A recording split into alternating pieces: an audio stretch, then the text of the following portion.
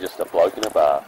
What is up, ladies and gentlemen? Welcome to another episode of Bloke in a Bar. And just some housekeeping, guys. As we get later into the season, there'll be certain teams we speak a little bit less about because obviously, you know, they can't make the finals or there's not much to talk about. However, if there is something to talk about, we will talk about it. But please don't be upset if we don't speak about your team. It doesn't mean we hate them. It just means that we're going to focus on another team this week. So apologies if that happens to your team. But it's just, as we get to the back end of this season, we usually spend longer on the teams that are in the finals or something big is happening, a coach is leaving or whatever. Anyway, with that out of the way, guys, Aussie Footy Shorts next Monday. We'll be dropping our newest Aussie Footy Shorts collab. And this one's a good one. Tradies and people that like fishing as well, be ready. And what we've done this year, instead of having just a couple of designs and then a lot of them, we've done a lot of designs and less of them. So if you want one specifically, which we'll post later this week, make sure to be there at 6 o'clock, Monday, Aussie Footy Shorts. Give Aussie Footy Shorts a follow. They're Aussie Footy Shorts are with pockets and they've got a bunch of different designs. And also you can let them know what you want to custom design. Also, just forget, don't forget, join the Bloke Club and you can win this week a Musashi basically gift package, a bunch of different Musashi products, and they'll be completely free to one lucky winner of the Bloke Club. Go to www.bloke.club. Timmy, how you going, brother? I'm well, mate. Just excited about the footy, and as we edge closer towards finals, Kempy, it's just the most open season I can remember in a long time. Like the last 4 to 5 years, we've known who the grand final is going to be pretty well a fair way out. This year, 3 of the top 4 got done on the weekend, 2 of them in huge upsets. How good's this season shaping up? It's so good. Like, genuinely, I don't know who's going to be in the grand final. No. I've got no idea.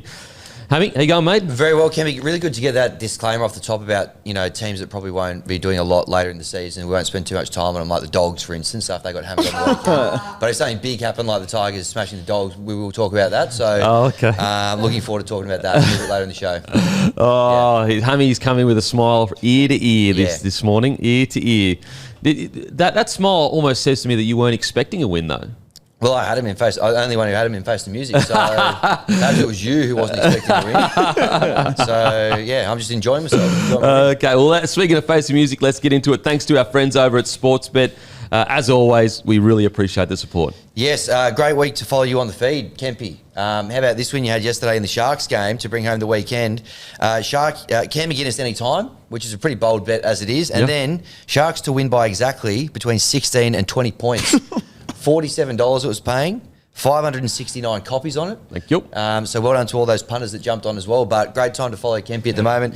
Nice little redemption after a few not so good bets. Dogs to win between 11 and 15, Kickow and Burton. So you're none from 3 in that one. But you rallied nicely at the end of the weekend. So well, listen, follow me on the feed. I try to deliver. I can lead a horse to water. I can't make it drink, guys. Yep. A couple of MLB bets still pending as well. Yes. So if you want your baseball bets, make sure you follow. Big baseball guy. Yeah, Kempy as well. All right, let's get into this round of Face the Music, round 22. Eels 10, defeated by Storm 16. Points for everyone except me. I had the Storm minus 10.5. Timmy, you had the Eels plus 10.5. Den and Rue and Matty, you all had the Storm 1 to 12 for $3. That's a strong start. Thank you. Very well played. They're all copycats from Ballarat too. Oh my God, we're not doing that again. Well, there's copied my bet. I said it first. Matty's missus from Ballarat actually. So he is from Ballarat. There's then. smoke, there's fire. Yeah, exactly. See. Yeah. All right, on to Friday. Waz 18 defeated by the Finns 20. Matty had the Finns plus 2.5 for $1.90. Rue and myself had the Finns head to head for $2.13. So Rue off to a good start. After 2 consecutive nudie runs, he's actually picked the first 2 results exactly. Okay, that's because he's a copycat. Copy the first one. That's true. That's true. All right, then we got the Broncos 60 defeat Souths 14. Denon with a very on brand Broncos head to head for a whopping $1.19. Oh my goodness! Well done to you. Yuck. Got your eye in there. Very good. Thank you. Timmy, you had the Broncos 13 plus for $1.60. Oh wow, that was worth it. 40 cents more than you, mate. Yeah, it's 40 cents, mate. They only snuck home by 50 points. Yeah. All right, then we go to the Titans, 29 defeated by the Panthers, 30. In play, by the way, in this game, the Panthers got out to $101 to win. No way. Yeah. Oh, and then my they came back. And I God. think just before Cleary hit that 2-point field goal, they were $5 or thereabouts to win, but could have got them at 100-1 in play. Jesus. There you go. Huge price. That's Maddie, insane. The Penrith Panthers. Yeah. 101. Yeah. Jesus. There you go.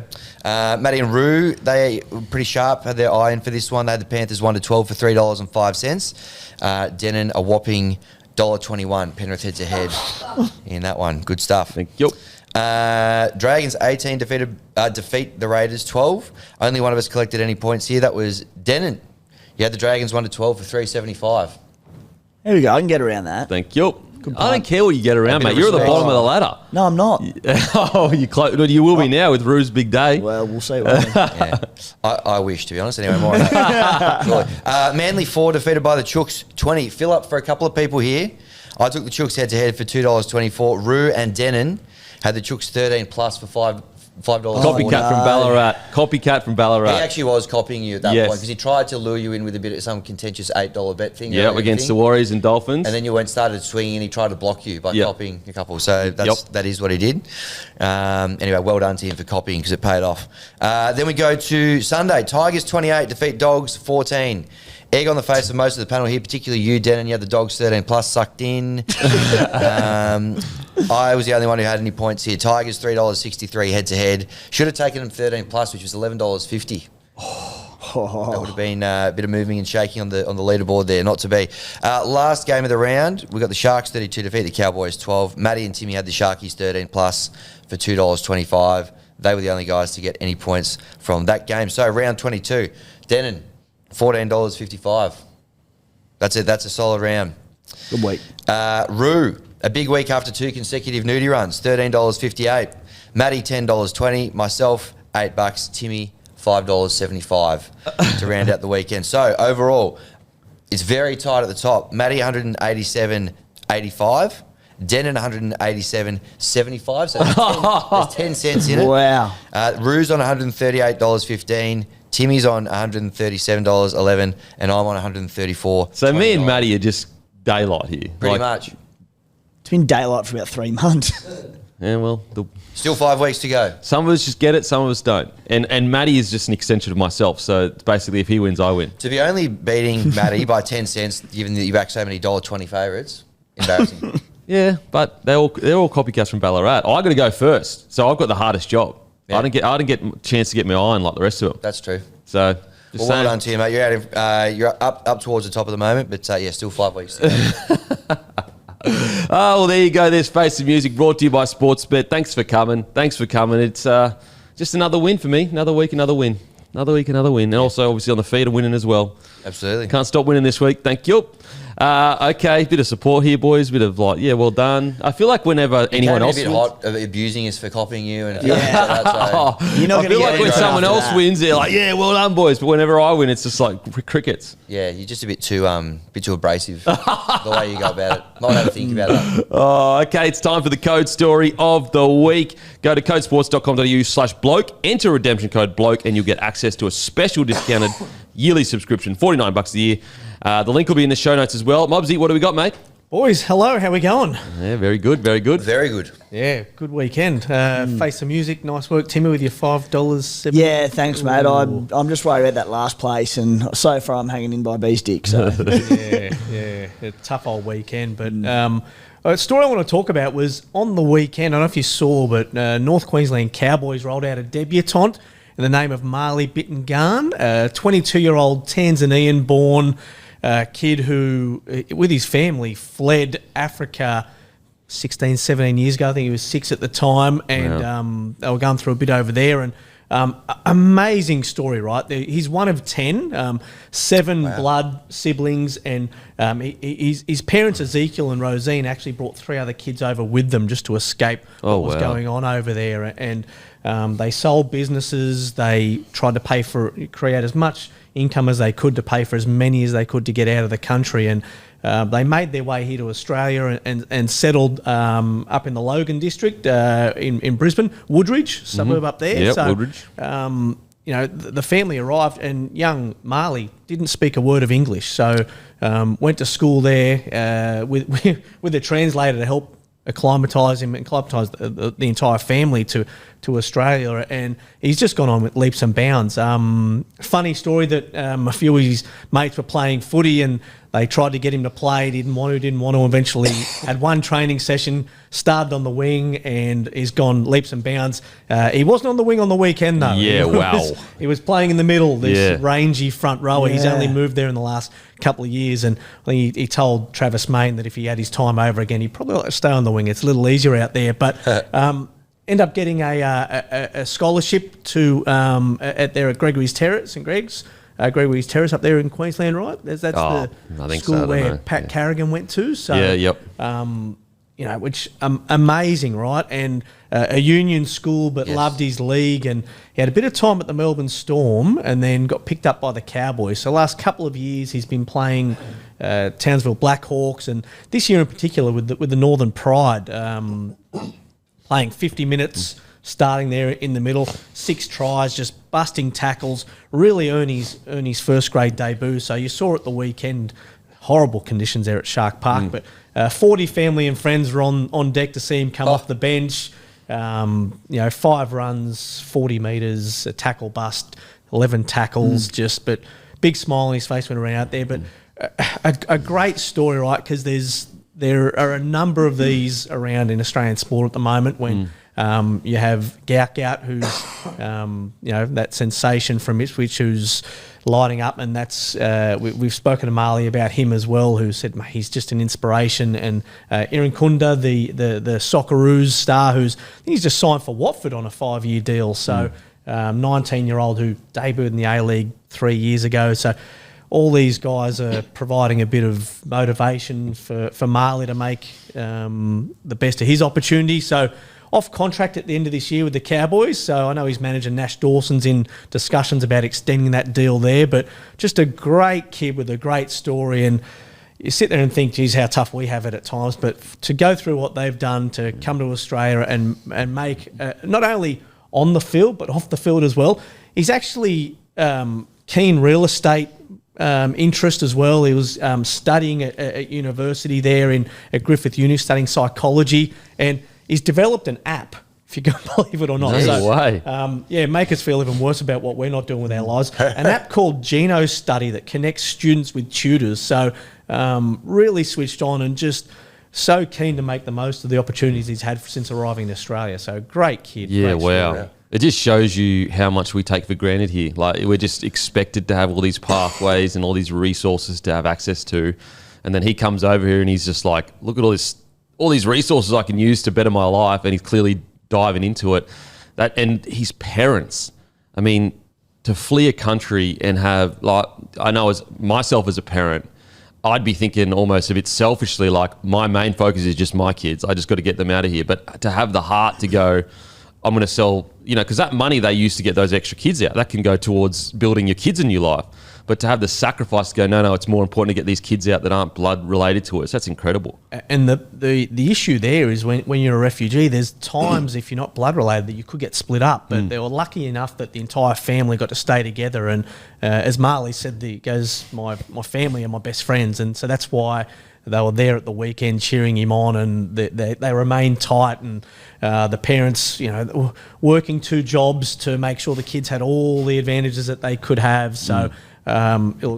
Amazing. And Todd Payton, there was apparently the entire dressing room went nuts last week when they told Marley that he'd be making his debut. There was a raucous, it was amazing. And I think it just kind of showed that the Cowboys locker room knew what it meant to him and knew how much effort he'd been putting in. And so it was really good to see. They didn't get the chocolates against the Sharks, unfortunately, but just one of those things where you think, okay, there's a little more than footy on the line here, so I really enjoyed that. Putting the entire backstory on the side of like how incredible and how inspirational that is, just to isolate the debut in the NRL, but to have gone from the wing to prop forward or as a middle forward in the game, like for anyone to make that transition from wing to middle is unbelievable, let alone the story that he's got behind him as well. That's unreal. Yeah. And so big rugby schools where he went when he got that scholarship, but rugby league was always playing because he had his mates there as well. So,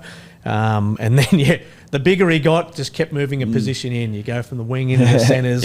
All of a sudden, he was a back row. And the last 3 years specifically with the Cowboys system, he's been in the middle, and they want this mobile, rangy forward. That's this. We're seeing more and more of it. See what Jason Riles does at Parramatta with the types of middle forwards that he likes, and Marley's just that kind of mould. So, amazing. Can't wait to see what he does with the rest of the season and next couple of years if he gets that re-signed with the Cowboys. You can definitely tell there's a lot of potential there. Like, physically, he's an absolute specimen, man. I'm with you. I can't wait to see what he does, and I'm actually going to go on Code Sports and read that story because I'm assuming that the article is much more in depth with everything that was going on there. So make sure to go to Code Sports, and you've actually got a deeper dive on the Rabbitohs salary cap right now, which is complete disaster. Yeah. What about the weekend? So salary cap's what, 12 million? South had 8 million parked on the sidelines last weekend. Wow.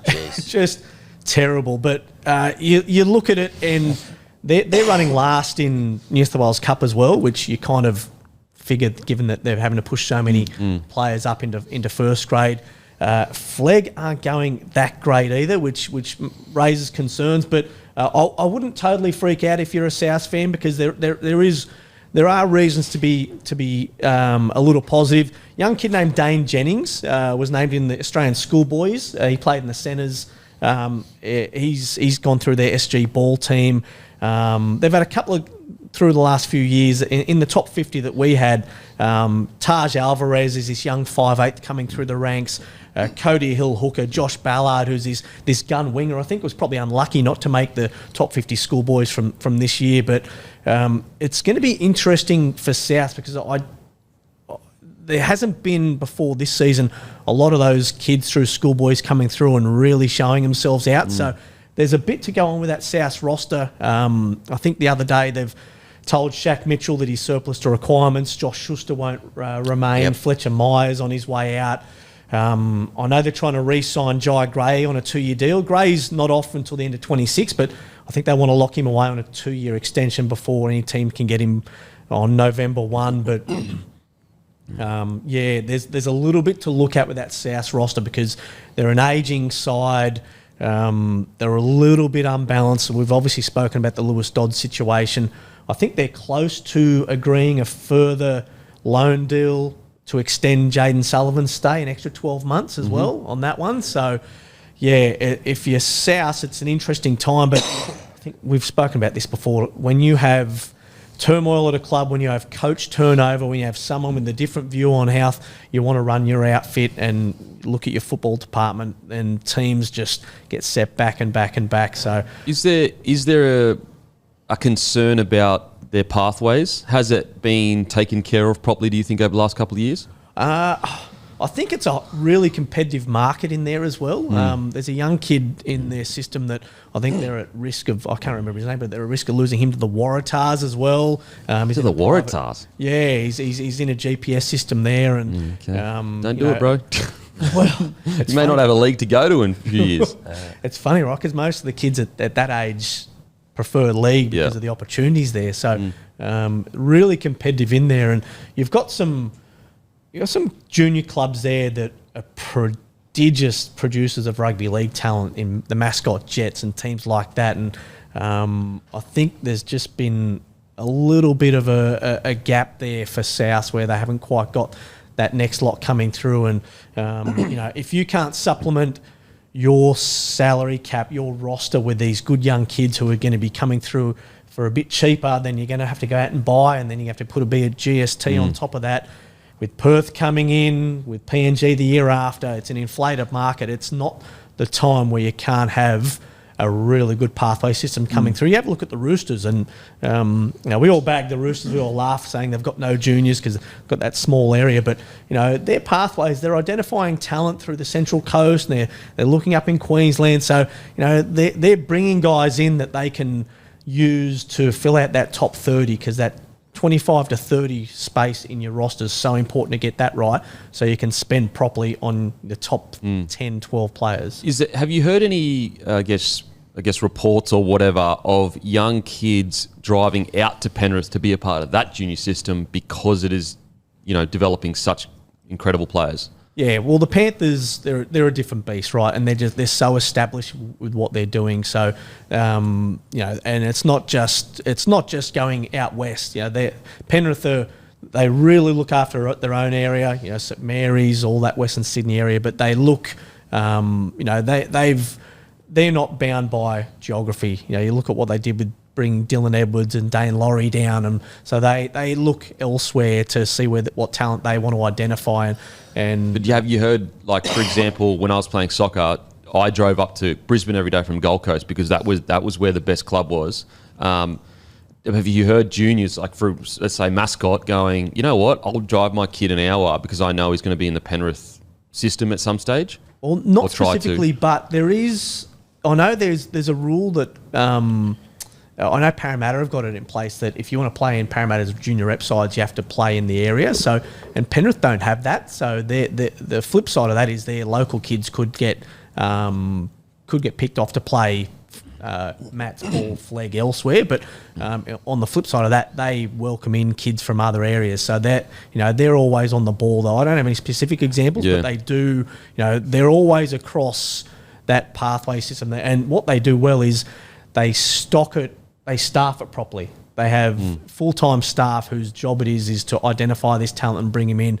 And, recruitment guys like Jim Jones who have been there for 20 years and just have an eye for talent. And that's where I think with these expansion teams coming in, I think playing talent's obviously an issue, but I think front office, football office nous is going to be the concern because there's only a certain amount who do a really, really good job of that and trying to get the right people in those places, whereas Penrith have obviously got that. Yeah, okay. Well, guys, go to codesports.com.au/bloke. Use your code bloke. Thanks, Mobby, for joining us. We appreciate it, mate, and hopefully see you next week. Cheers, boys. Well, all right, that was Code Story of the Week. And also, we'll be doing Service of the Week brought to you by Aspley Mazda later in the show in the Penrith game. Give Lukey a follow, LDC_01. But if you need a car, go into Aspley Mazda now because I've got a massive sale. Okay, next it is the Hungriest player. And this week it is Adam Dewey. That is right. Use code Dewey, DOUEIHI, for free delivery this week. And our hungry local shout-out goes to Moon Sushi, serving the freshest, tastiest sushi in Wollongong. I think there's a Moon Sushi near where I live too, and it is unbelievable. So can back that. So use code Dewey. What is Adam doing on the weekend? He's getting Menulog. That's what he's doing. Score a free delivery from any local legend near you. Massive thank you to Menulog as always. Okay, time for the Grumpy Coffee Team of the Week. As always, go to grumpycoffee.com.au. Grab your Grumpy Coffee. We had a record month last month with just people just going absolutely nuts, guys. So make sure to get in, grab your coffee. Alrighty, at 1, we got Brimson. At 2, Mulatalo. 3, Stags. 4, McLean. 5, Avarillo. 6, Dewey. 7, Cleary, but very close to putting Campbell in there. 8, Clemmer. 9, Jeremy Marshall-King. 10, Stefano, the big dog. 11, Orion Keeley. 12, Papali'i from the Panthers. 13, McGuinness. 14, Cook. 15, Twal. 16, AFB. And 17, Jaden Campbell. There you go. Okay, it's time for the Kayo Can't Miss moment. And that is... It is two things, because you can't say one without the other. It is the Titans trainer situation, but it is also Cleary's incredible field goal. And so what is so hard about this one is I feel like the trainer situation has robbed us of being able to fully enjoy the Cleary field goal. And I understand if that doesn't happen, he might have scored the 2 points or whatever. So we'll talk about the trainer situation, then we'll get into the field goal. In regards to the trainer situation, a lot of people are talking about what was his intention and, all that kind of stuff. To me, intention is irrelevant. It is absolutely irrelevant to me. Because you're never going to know. You'll never know whether he, meant to do it, didn't meant to do it. And it's irrelevant. Here's the rules in the rule book. It is illegal to attempt to distract the attention of a player who is kicking at goal. So that's pretty clear. For me, that absolutely should have been a penalty right in front. Like it says it's illegal. It doesn't say what the punishment is, but I mean, if you'd think it's a penalty at the very least. I cannot believe that they didn't give him a penalty in front of the goal, and that's where the ref needed to be strong. And yeah, at the very least, let him take it again. But I don't agree with that. I think that because the problem with him taking it again is he's thinking about the trainer like the whole time, going, "What the hell just happened?" And you could tell Jaden Campbell was thinking that the ref should have given a penalty in the front. That's the same as a player intentionally distracting or not intentionally waving their hands, yelling or whatever, which you can't do.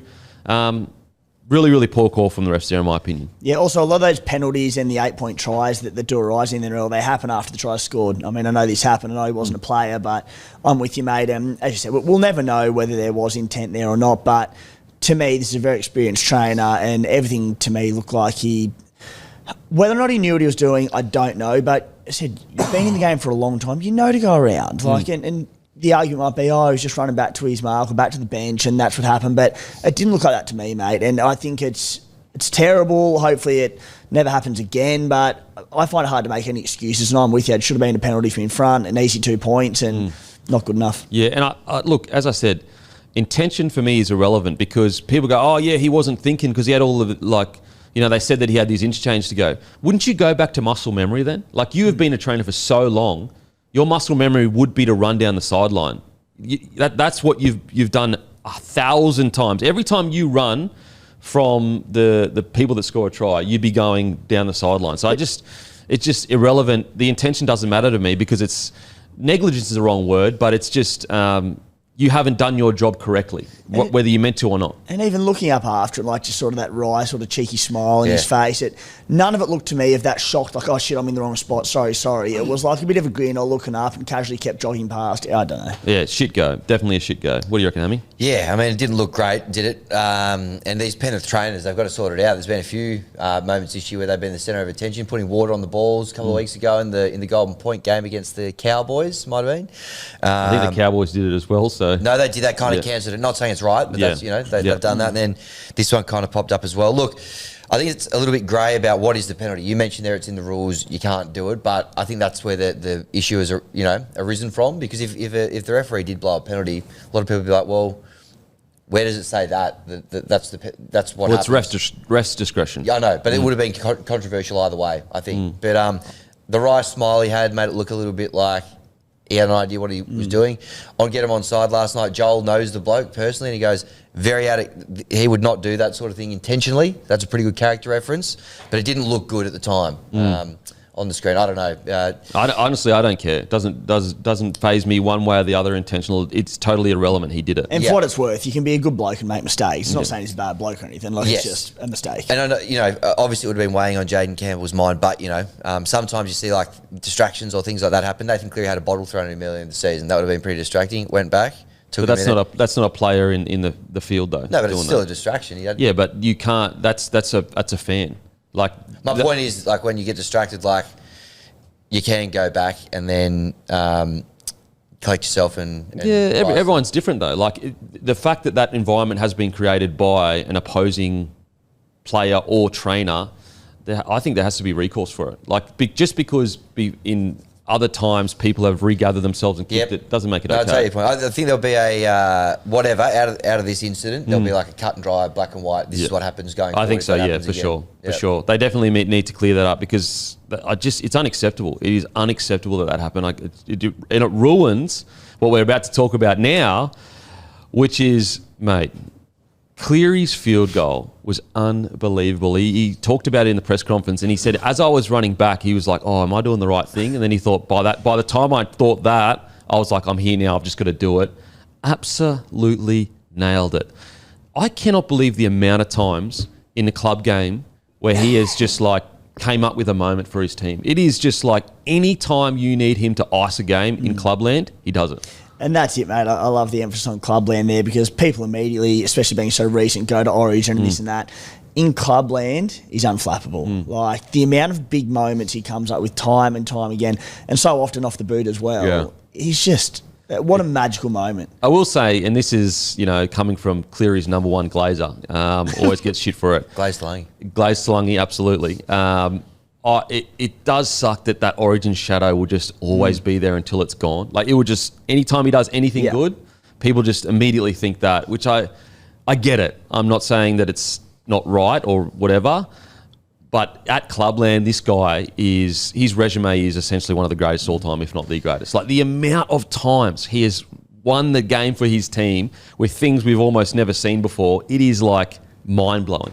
Mind-blowing. Hey, he's unbelievable, and he's done it a few times with 2-point field goals as well. Probably the hardest thing to pull off under pressure from that far out. It was incredible on the weekend when the team needed it, and just the presence of mind to be able to actually organise that, set it up, and get it happening in the moment. I compare that to the Tigers field goal a couple of weeks ago against the Titans, where it was nowhere near as organised as that.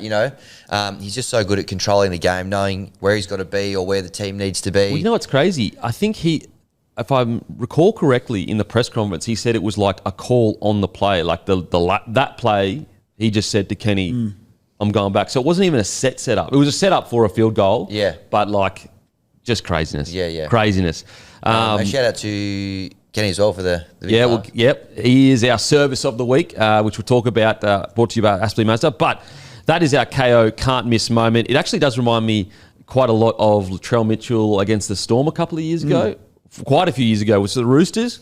We absolutely banged it from 10 in from the sideline, 40 out. And so just some of the stuff these guys can do, these superstars. And that's what, there's great NRL players and then there's superstars. And that's what they do. They do these crazy stuff. So Cleary, once again, delivering. That's why they call him the Iceman in Clubland, because of current players, I don't think there's any player that's delivered as many times as he has on the big stage. Geez, he's racked up a few Kayo Can't Misses in the last couple of years. Yeah, absolutely. So that's the Kayo Can't Miss play. Nathan Cleary, in regards to the Origin chat or whatever, I'm still a big believer. I think he will dominate that arena. I don't know when it'll come. Yeah. But I believe he will. And for anyone that alludes to it straight off the bat, just wait till next year, guys. Yeah. Let's just enjoy Cleary at club level for the time being, and we'll get to the Origin stuff next year. Yeah, and that's a great point. Enjoy greatness when you're seeing it, because he is great. He is a great player. Enjoy it. Give him his dues when he deserves it. I know there are quite a lot of people that for some reason don't like Cleary, even though he seems like the best bloke ever. You've got to give credit where credit's due. Just because it hasn't worked yet in Origin doesn't mean he isn't unbelievable at Clubland. Even just this year, there's been games where he's come off the bench and just won the game and then just gets taken off. He is just amazing. He's absolutely amazing. So just going to look, the Penrith Panthers, what's insane is they could finish in the top 4. They could finish in the top 4, and it's actually kind of looking likely. Yeah. I cannot believe it. Anyway, we'll get to it in the Penrith game. Okay, that is the Kayo Can't Miss moment. Fox League exclusive games this round are Knights vs Panthers, Friday 6 p.m. Dragons v Sharks, 3 p.m. Saturday. Dolphins v Roosters, 5:30 p.m. Saturday. When they got Titans Rabbitohs, 2 p.m. Sunday. And the 2025 NRL season is at halfway point. It was a wet and wild weekend in the Newcastle Magic round.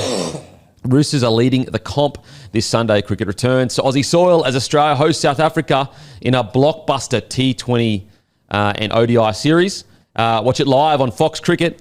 And as you guys know, we will now become a full-time podcast because this is obviously off-season, cricket's starting, we're back into it. Supercars head to Ipswich this weekend as the season charges towards the finals. Watch every practice, qualifying session and race live and ad-break-free during racing on Fox Sports and available on Kayo. Alrighty, it's time for the NordVPN Defence Play of the Week. And it is Nikorima's shot on Halasima early in the game that forced an error. Now, this probably has been forgotten by quite a lot of people. It happened early on. But when you look at how close the game ended up being, and you look what the Dolphins ended up achieving, one of the smallest players in the NRL against one of the most damaging young rookies in the NRL, not even young rookies, just one of the most damaging ball runners in the NRL, coming up out of the line and shotting Leka Halasima like that, it just shows you that, yes, at times size does matter, but sometimes it's just the size of the ticker. Sometimes it's just the size of the guy that's willing to put his body on the line, use his body, his line speed to create force and momentum, to make the tackle. And in the end, it was basically Leka Halasima was running a line on the try line. So he probably would have scored it if he catches that, but he doesn't because it was a big hit from Cody Nikorima. And I just thought that typifies what the Dolphins have been about all year long. Cody Nikorima been one of the great stories of the 2025 season, not just for the Dolphins, but like a veteran of the game. He's been around multiple clubs, and what he's done defensively this year has been outstanding. I thought coming into the year with Katoa and Nikorima in the halves, there was just too many targets for opposition and it couldn't last. More so, obviously, Cody Nikorima, just because he's a smaller body, 82 kilograms on their website. You've got Halasima, who'd be well and truly hitting 3 digits there with his weight. He's a big boy, and as you said, Kempy, arguably the most destructive ball runner in the competition right now. And for him to put that shot on, he had no right to do it. But not just the isolated tackle on Halasima in this one, mate, but all season, Nikorima, where sure there's the odd one where he gets caught out and isolated and they'll score through him, like every half in the NRL. Like I think it was Nathan Cleary missed 8 or 9 tackles on the weekend. Nikorima been brilliant this year. He's always had an attack, but defensively, geez, he stepped up. Yeah, absolutely. So that is our NordVPN Defence Play of the Week. And, you know, if you're a little fella out there that loves rugby league and you're coming through the grades or whatever, just look at guys like Nikorima. You don't have to be the biggest fella to play NRL, and you can also pull off shots as well. The fact that he did on Halasima is just mental. Like, it's just mental. And they've ended up winning the game by 1 try. That was the difference. And on that note, Kempy, I think it's a great example, like for kids coming through that are smaller and think, I'll never be big enough to play in the NRL. Generally, these sorts of players are, wingers who are just lightning quick and you can't keep them out, or a fullback who don't have to be too involved defensively.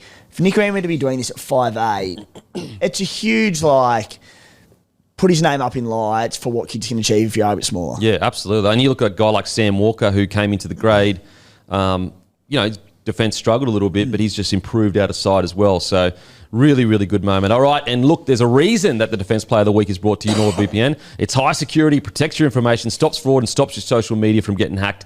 I just got back from Vegas a couple of weeks ago. I used NordVPN to stream everything. It was so easy. Another feature which is great, I had it on when I was at the airport, so when I needed to use the public Wi-Fi, my security was protected, and I absolutely did have it on the airport because you never know what's going on there. So jump on today, protect yourself with NordVPN. To get the best discount of your NordVPN plan, go to nordvpn.com/blokeinabar. Our link will also give you 4 extra months on a 2-year plan. And also there's absolutely no risk, guys. You can sign up and Nord has a 30-day money-back guarantee. The link is in the podcast description as well. Guys, make sure to sign up because if you don't enjoy it, it's not working, you got 30 days money-back guarantee. That's how confident they are with their product. Okay, it's time for the review. Storm defeat the Eels 16-10. And I've spoke about this a little bit on Friday, but, the story out of this for me was more the Eels' performance than the Storm. And, I'm so torn with the Storm when I speak about them because when I look at the ladder now, they're sitting second and they're actually 1 win from the top. And it's I've been quite critical of the Storm this year because I think they're so much better than what they've been playing. But, how can I be that critical when they're sitting second? And everything is relative. Everything is relative when it comes to sport. And if you're the second best team right now and you might actually end up winning the minor premiership, it's almost a bit strange for me to be too critical. So I don't even know what to say about the Storm anymore. It's weird, isn't it? Especially in this game alone because you go, the Melbourne Storm premiership favourites against the Parramatta Eels who are now 15th on the ladder and have had such a tough year and in such a rebuilding phase. But Parramatta just aren't anything near the team that they were at the start of the year. And look, sure, they're still probably one of the softer matchups in the NRL, but they're playing near enough top 8 footy at the moment, over the last month or so. And looking back at that, they beat them 56-18 in round 1. And that was the time where you go, all right, who's beating Melbourne this year? And Parramatta, they're a basket case. In that game, the Storm had 9 line breaks to 3. In this game that Melbourne won, Eels had 4 line breaks to 1. That's crazy. That is insane. Just shows you how much they've improved. I just think that the Eels are... I personally think that they're a top 8 side with Moses in it. For example, if you would look at them, you ask yourself, if Moses was playing all year, they'd only have to win 3 more games, I think, to be in the top 8. At least that was before last week. I reckon if Moses was playing all year, they would have won 3 more games. Definitely. So it's that's a top 8 side. That's a top 8 side, which is exciting for Eels fans to suggest that in the first year of and this isn't a little rebuild or a half rebuild or whatever. This is a full on, we cleaned everyone out, full on rebuild. And in the first year, they're already playing top 8 level of footy. Like, that's outstanding stuff. Outstanding stuff. What did you reckon, Hammy? Yeah, I wonder, they're definitely, I feel like the same. They're a top 8 team with him in there. But I wonder whether him being out for a big chunk of the year will actually be better for the development of that team for next year. Because, they've had to, not that they won heaps of games or whatever, but learning a little bit to rely on playing without him. They've brought some really good players to the club, and I think that'll pay off in the long run. But yeah, so much ticker in this game. Probably had their chances to win it as well, the Eels. But they're a team that you can definitely see improvement. You can see the coach's vision, and they've even though they're not that high on the ladder, there's definite improvement there ahead of next year. Yeah. And just quickly with the Storm as well, like, I do understand they were missing quite a few of their starters, so that threw a bit of a spanner in the works. So I get it. I really do. And it's almost feels a bit silly being too critical of them because, as I said, they're one win outside the top. They got the best for and against, and they're one win off the top of the table. So it's like... Yeah, in saying that though, mate, like, Jerome Hughes was the obvious one. He's not going to be back probably for the regular season. He'll be back come finals time. But, give or take maybe a winger like a Will Warbrick, but they've got Grant Anderson there who's been doing a great job this season. Outside of Hughes, the back line's pretty well full strength. The forward pack, pretty close to the Mark II, right? Like, they're not missing a lot. Was out. Who? Loiero's out, yeah. Yeah. They've been winning a lot of games, or, just winning ugly, but their run home is probably the toughest in the comp. Broncos, Panthers, Dogs, Chooks, Broncos. So, if they can... It depends what Broncos turns up, to be honest. I know, but, they're going to have a good test of where they're at heading into the finals. They've almost got like a final series ahead of the finals.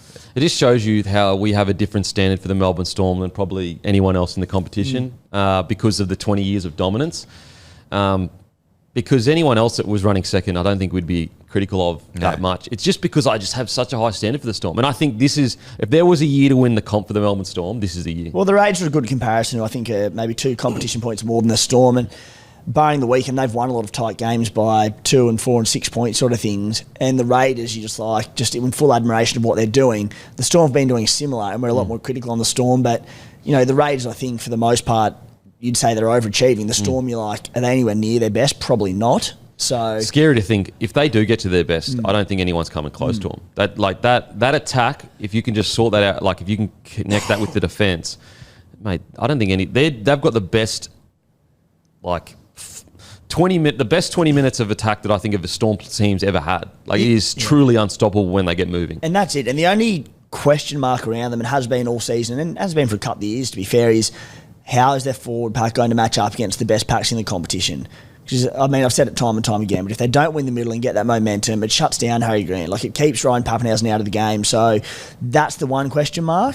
But I will say, Josh King has had a pretty good year. I think Lioro's really grown. I mean, he's an Origin player now, so I think that's helped the forward pack. You look at Blore and Katoa, they've been great. So really it is just probably the Nelson Asafa-Solomona kind of elephant in the room where if he's at his best, that forward pack has nothing to worry about. But because they've wasted a big body spot on him, not wasted, that's the wrong word, but they have their big body spot is him. But at the moment, he just, whatever's going on is going on. If Asafa-Solomona can get anywhere near his best, even close to it, and then Stefano Udukamanu come finals time, well, he keeps going the way he's going. If he can get anywhere near his best, all of a sudden you're, all right, there's no problems with the middles. You had Trent Loiero in there as well, but we need to see this week to week, and Asafa-Solomona has to be on the field. Yeah, since Origin, I reckon Stefano actually has gone to another level. Game 3, I actually thought he was all right, probably his best game that he played in the series, but he's definitely brought a lot of confidence out of that series. His last month has been pretty good. He's just aggressive. You can tell that he is, realising how strong and powerful he is. And Matty John's made a good point where he said he thinks that maybe being in camp, because there's less training than at Clubland, he might have put a bit more weight back on. Whereas at the start of the year, remember seeing Stefano where he was real trim, and the Storm were basically saying, look, we don't care about your attack, we just need you fit enough to make sure your defence is sorted. And so maybe he's found that good balance between being trim with a kilo or 2 extra on him that gives him power in contact. Because you'd be surprised, 2 kilos of muscle can be the difference between bumping blokes and not bumping blokes. It's 2 kilos of muscle is a lot. So, that might be the reason. All right, let's talk about the Storm and then we'll get to the Eels quickly. As I said, with Stefano, I thought he was phenomenal. I really did. I think that it's going to be interesting, as we just discussed. if Nelson can't get on the field or whatever is going on there, they are going to need Stefano to be this version of himself, because otherwise, we spoke about it all the time, that forward pack, not the forward pack maybe, just their front row. Their forward pack I'm okay with. Like Bloke, Katoa, and Lioro, I'm okay with that. Like, I think that's a premiership winning level back row. The edges are near enough as good as it gets in the game. It's just probably King and Stefano not at their best. That could be a concern for their go forward through the middle. But King doesn't need to be like a 9 out of 10. He's there to be an 8 out of 10 each week, or a 7.5 out of 10. I think the key man is Stefano if Nas isn't going to be there. Like Stefano, if he can keep doing this, because on the weekend he had 17 runs, 175 metres, 77 post contact, 10 tackle breaks, an offload, 30 tackles, 1 miss. Like, when have we ever seen Stefano have 10 tackle breaks? Never. Yeah, he racked about 5 of them up in that one run on the edges there. But yeah, you're spot on. And that's the thing, I think, between Nas and Stefano, and even Tui Kamikamica, he was good on the weekend, scored a nice try, but just week to week, they don't necessarily get up for it. And can they do that 3 or 4 times come finals time?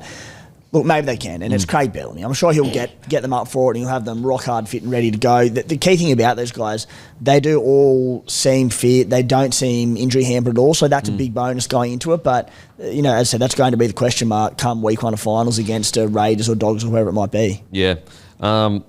Just wanted to, is there a Coates and Katoa, is there another team that has 2 players in their side that anytime they need points, they just go to them?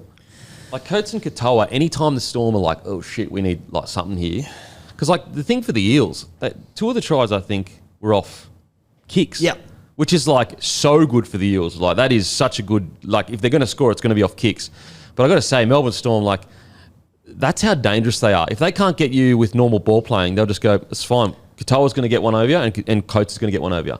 Crazy. That last try, the Coates run, over, top 3 aerial threats in the game in Zach Lomax, the ease at which he did that with. Yeah. And I'll tie into that as well, because we've spoken a fair bit about Jerome Hughes' precision on his short kicking game, but is it just me, or has Cam Munster's short kicking game just come on leaps and bounds in the last 18 months? Because I don't ever recall him having such a good kicking game, but he is nailing them at the moment. Yeah. It has all season. And even the way he kicked that one for Coates, I'm pretty sure, it was it wasn't a typical straight kind of, it was almost off the inside of his boot almost to get a lower kind of more direct angle to Coates.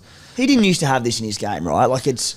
You know what he kind of kicks like now? As an AFL player at times. And I wonder if they've just I think if you're Bellamy and you go, okay, we're bringing Hughes in to be our 7 a few years ago, 4 or 5 years ago now, I think you'd probably be well, Hughes, if he's going to be our 7, then it's going to take him a while to get his kicking game right. So we're going to have to work heavily on Munster because he's already been the 6 for a while. Maybe that's a reason, because Hughes doesn't necessarily... He's got a good short kicking game, but maybe that's why Munster's kicking game's improved so much, because they need it. Otherwise, who could kicks for him? And there's probably also been, and we'll chat about this in a second, but I thought the decision to bring in Tyron Wishart over Jonah Pezzett was really interesting, but maybe Bellamy has known that long term, and whether Pezzett stays at the club long term or what happens, but if he's gone, all right, if I'm going to bring Wishart in, we're really lacking probably that kicking game in our halves. That's why I was surprised they didn't go with Pezzett, and maybe they've put in overtime into Cam Munster for when Jerome Hughes does go down.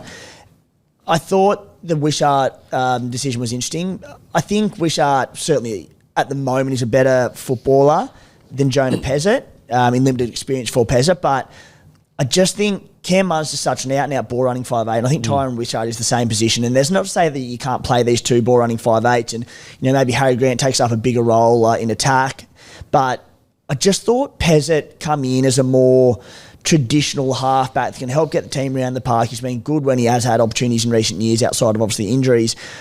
Yeah, I thought they would have gone with Pezzett over Wishart. What are your thoughts? Yeah, I think that if I was Bellamy and I was selecting a team for the Melbourne Storm, I'd be just looking at defence, and I reckon Wishart is a stronger defender. Yep.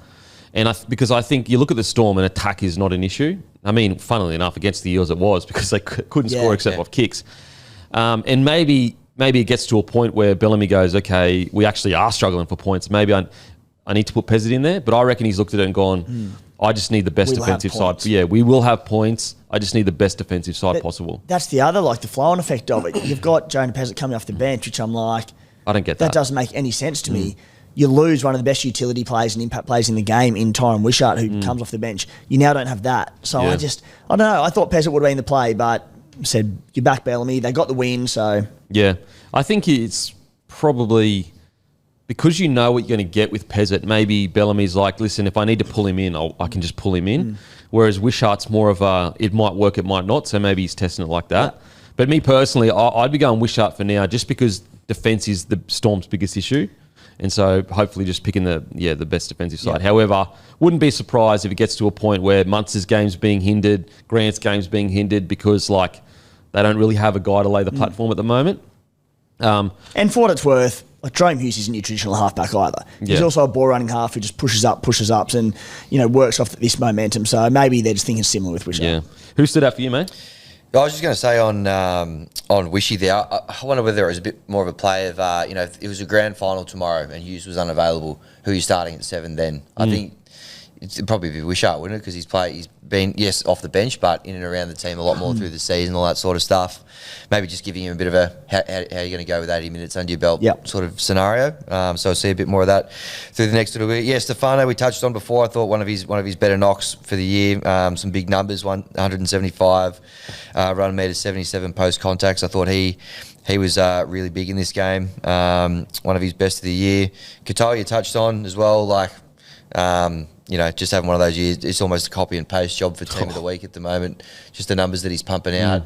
You can pencil him in for a try as well. Scored first in this one. Those are probably the three players for me over the course of the week. I thought Pappy had an uncharacteristic bit of a Barry. Maybe he's just been out for a while or whatever, but just didn't seem to work for him in the game. So, he'll sort it out. Yeah, Pappy. Missed a month with that calf tightness or whatever it was. He certainly looked a little bit hampered though. Yeah. Almost just lacking a little bit of confidence to take the line on like he does. Yeah. But, yeah. That shot of goal was interesting. Hit both the posts. That just shows you where his confidence was probably at. Yeah. Like that, you only miss those goals if you're like not confident in your kicking or whatever. Good goal kicker as well. Yeah. Like. And just before we move on, Jack Howarth, mate, the way he runs the ball, he must be a nightmare for defences because there's certain people that have a physique that you can tell just feels like concrete when you tackle him. And I always go back to Petro Sivanasiva. He was that guy that like when you tackled him, it was like he was made of something else. And I think Howarth he might be a bit similar because anytime you can hear the contact on the mics whenever Howarth runs the ball, like he must be a nightmare for defence. It's been such a fascinating story to see unfold, hasn't it? Like spend all this money on him, sign him as a young fella, basically didn't play in NRL for the first 2 to 3 years, but Bellamy just persisted with him, and it just looks like he'll be a staple of that Maroons team for many years to come once he gets that opportunity. And you can see why they were so patient with him. Oh, mate. And what's going to be so good for him, especially in the Origin selection, is his ability to cover back row, edge. He could play through the middle. Like he's a big boy. He's actually only a centimetre shorter than Coates. Yeah. That's crazy. Sorry, that's Leora. Is that Leora or Howarth? No, it's Howarth. It's Howarth, yeah. So he's a big boy. He's a big, big boy. So, look, as I said, it's hard to be too critical on the Storm. They are sitting second. It's more just, as you guys know, me personally, I think the Storm, them at their best this year could win the grand final 13 plus. That's how much I think that this is their year at their best if everything clicks. They just need to find a way.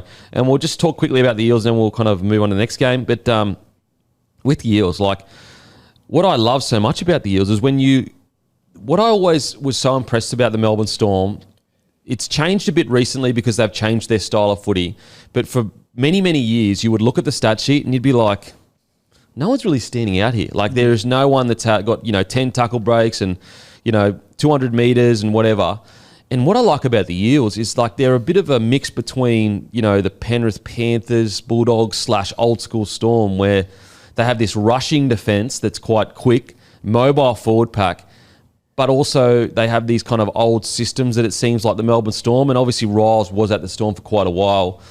What they're doing there is, like even when you look at this roster, like it's not a great roster on paper still, but when they beat the Broncos up at Suncorp, and they just took the premiership favourites to a lot of people to one try. Like, it is when what they're going to be when they fill out their salary cap and win everything. Because right now, this is a team, they'd probably be paying half those guys they release still.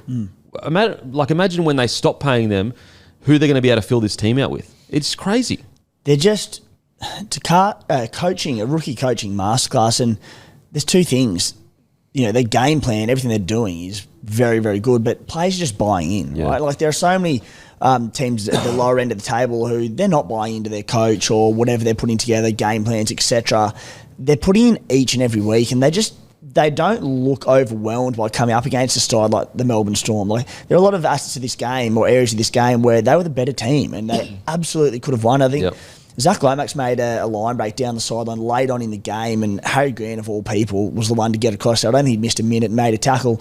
If he gets away there, or Harry's not pushing over in defence because he's unbelievable at what he does, could have been a very, very different result. And Parramatta, if you're a fan, you'd be like, all right, this year we're not playing finals, so be it, but could not be better placed heading into next year from where they started the year. It's crazy. Well, put it this way. They completed at 68% and they lost by a try. 68%. So if they completed 80%, they win the game. Wow. 68%. And that's where Riles was actually quite frustrated in the press conference. It's a little bit similar to the Raiders game. I know the Raiders end up blowing them out. But I feel like Riles is like, he's frustrated because he's like, we could have won this. This isn't a game where we hung in there and like, it was, we were just like hanging in there and we managed to keep them out or whatever.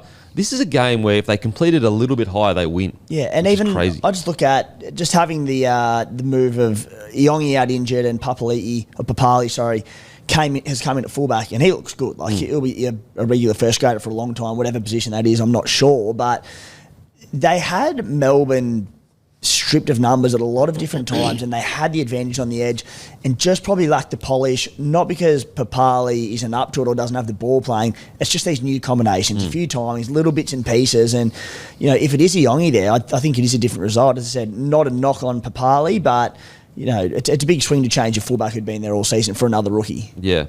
And I think, and like just like when we're saying the Storm were missing people, like Iongi's been the Eels' best player all year. And so Josh Papali, I'm sure he could get close to that because even in the trials we saw how close they were. But if you've been playing first grade all year in fullback, you're going to obviously have more runs in a bit. So you're right, mate. If Iongi's playing, it's all different. Even like, look at this, like they had 14 errors compared to the Storm's 7. So they doubled the Storm's errors. It's just, it is super impressive. Another guy I want to talk about is Josh Adokar.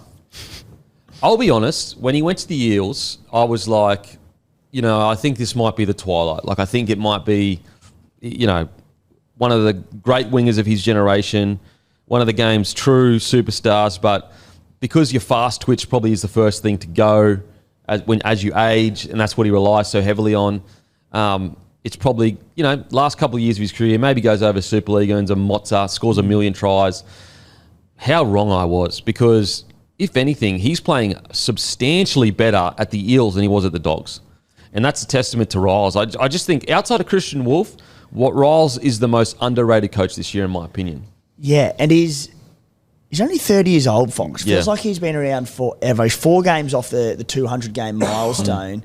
And as you said, like, he's not going anywhere fast because he's playing great footy again. Great footy, and like his carries have gotten better. Like, he's rounded out his game so much, and he's still that guy. Like, he is still the guy you can spin the ball and he can make a line break with his speed and his power on the sideline. And we're actually hearing reports that Josh Adokar may have reclaimed his throne as the fastest man in rugby league, according to GPS.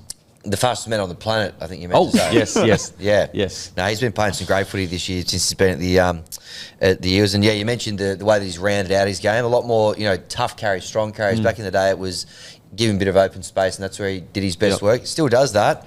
But, he's doing the hard yards as well now, which is great to see. What about Charlie Geimer's pickup for his try? Are you serious? Like, that was hammy terror stuff. That was on the, close to the deck. And that's why I'm excited for the Eels, because, like, these guys are so young. They're so young. They're so mobile. They suit the modern style of rugby league. That pickup for the try was incredible. And I've got to say, Dylan Walker at 13 is like, it's been a revelation. Everything about them, like, they they can't put a foot wrong. And again, I'm very aware of where they're sitting on the table, but from where they were at the start of the season, they don't just look like a football team. They look like a finals quality football team. Yeah, and it's crazy. As I said, it was never about this year. It was all about the following years, and they're building to something special. Alrighty, on to the next game. Warriors go down in the final moments to the Dolphins, 20-18. Don't forget, guys, it's brought to you by NordVPN. Go to the link in the show notes. Get 4 extra months in a 2-year plan plus 30-day money-back guarantee. Oh, man. This was... If you're a Warriors fan, this was heartbreaking because honestly, the Warriors essentially played a perfect second half. They were just bombing into the corner, getting line speed, winning the contact, bombing into the corner, getting line speed, winning the contact, and then the one chance or one or two chances up there and towards the end there, they found a way to score the Dolphins. And I think that typifies the Dolphins' year. They just will not go away. They will not go away. They believe in themselves. They've got this kind of unshakable belief that they can win any game. What an incredible performance from the Dolphins.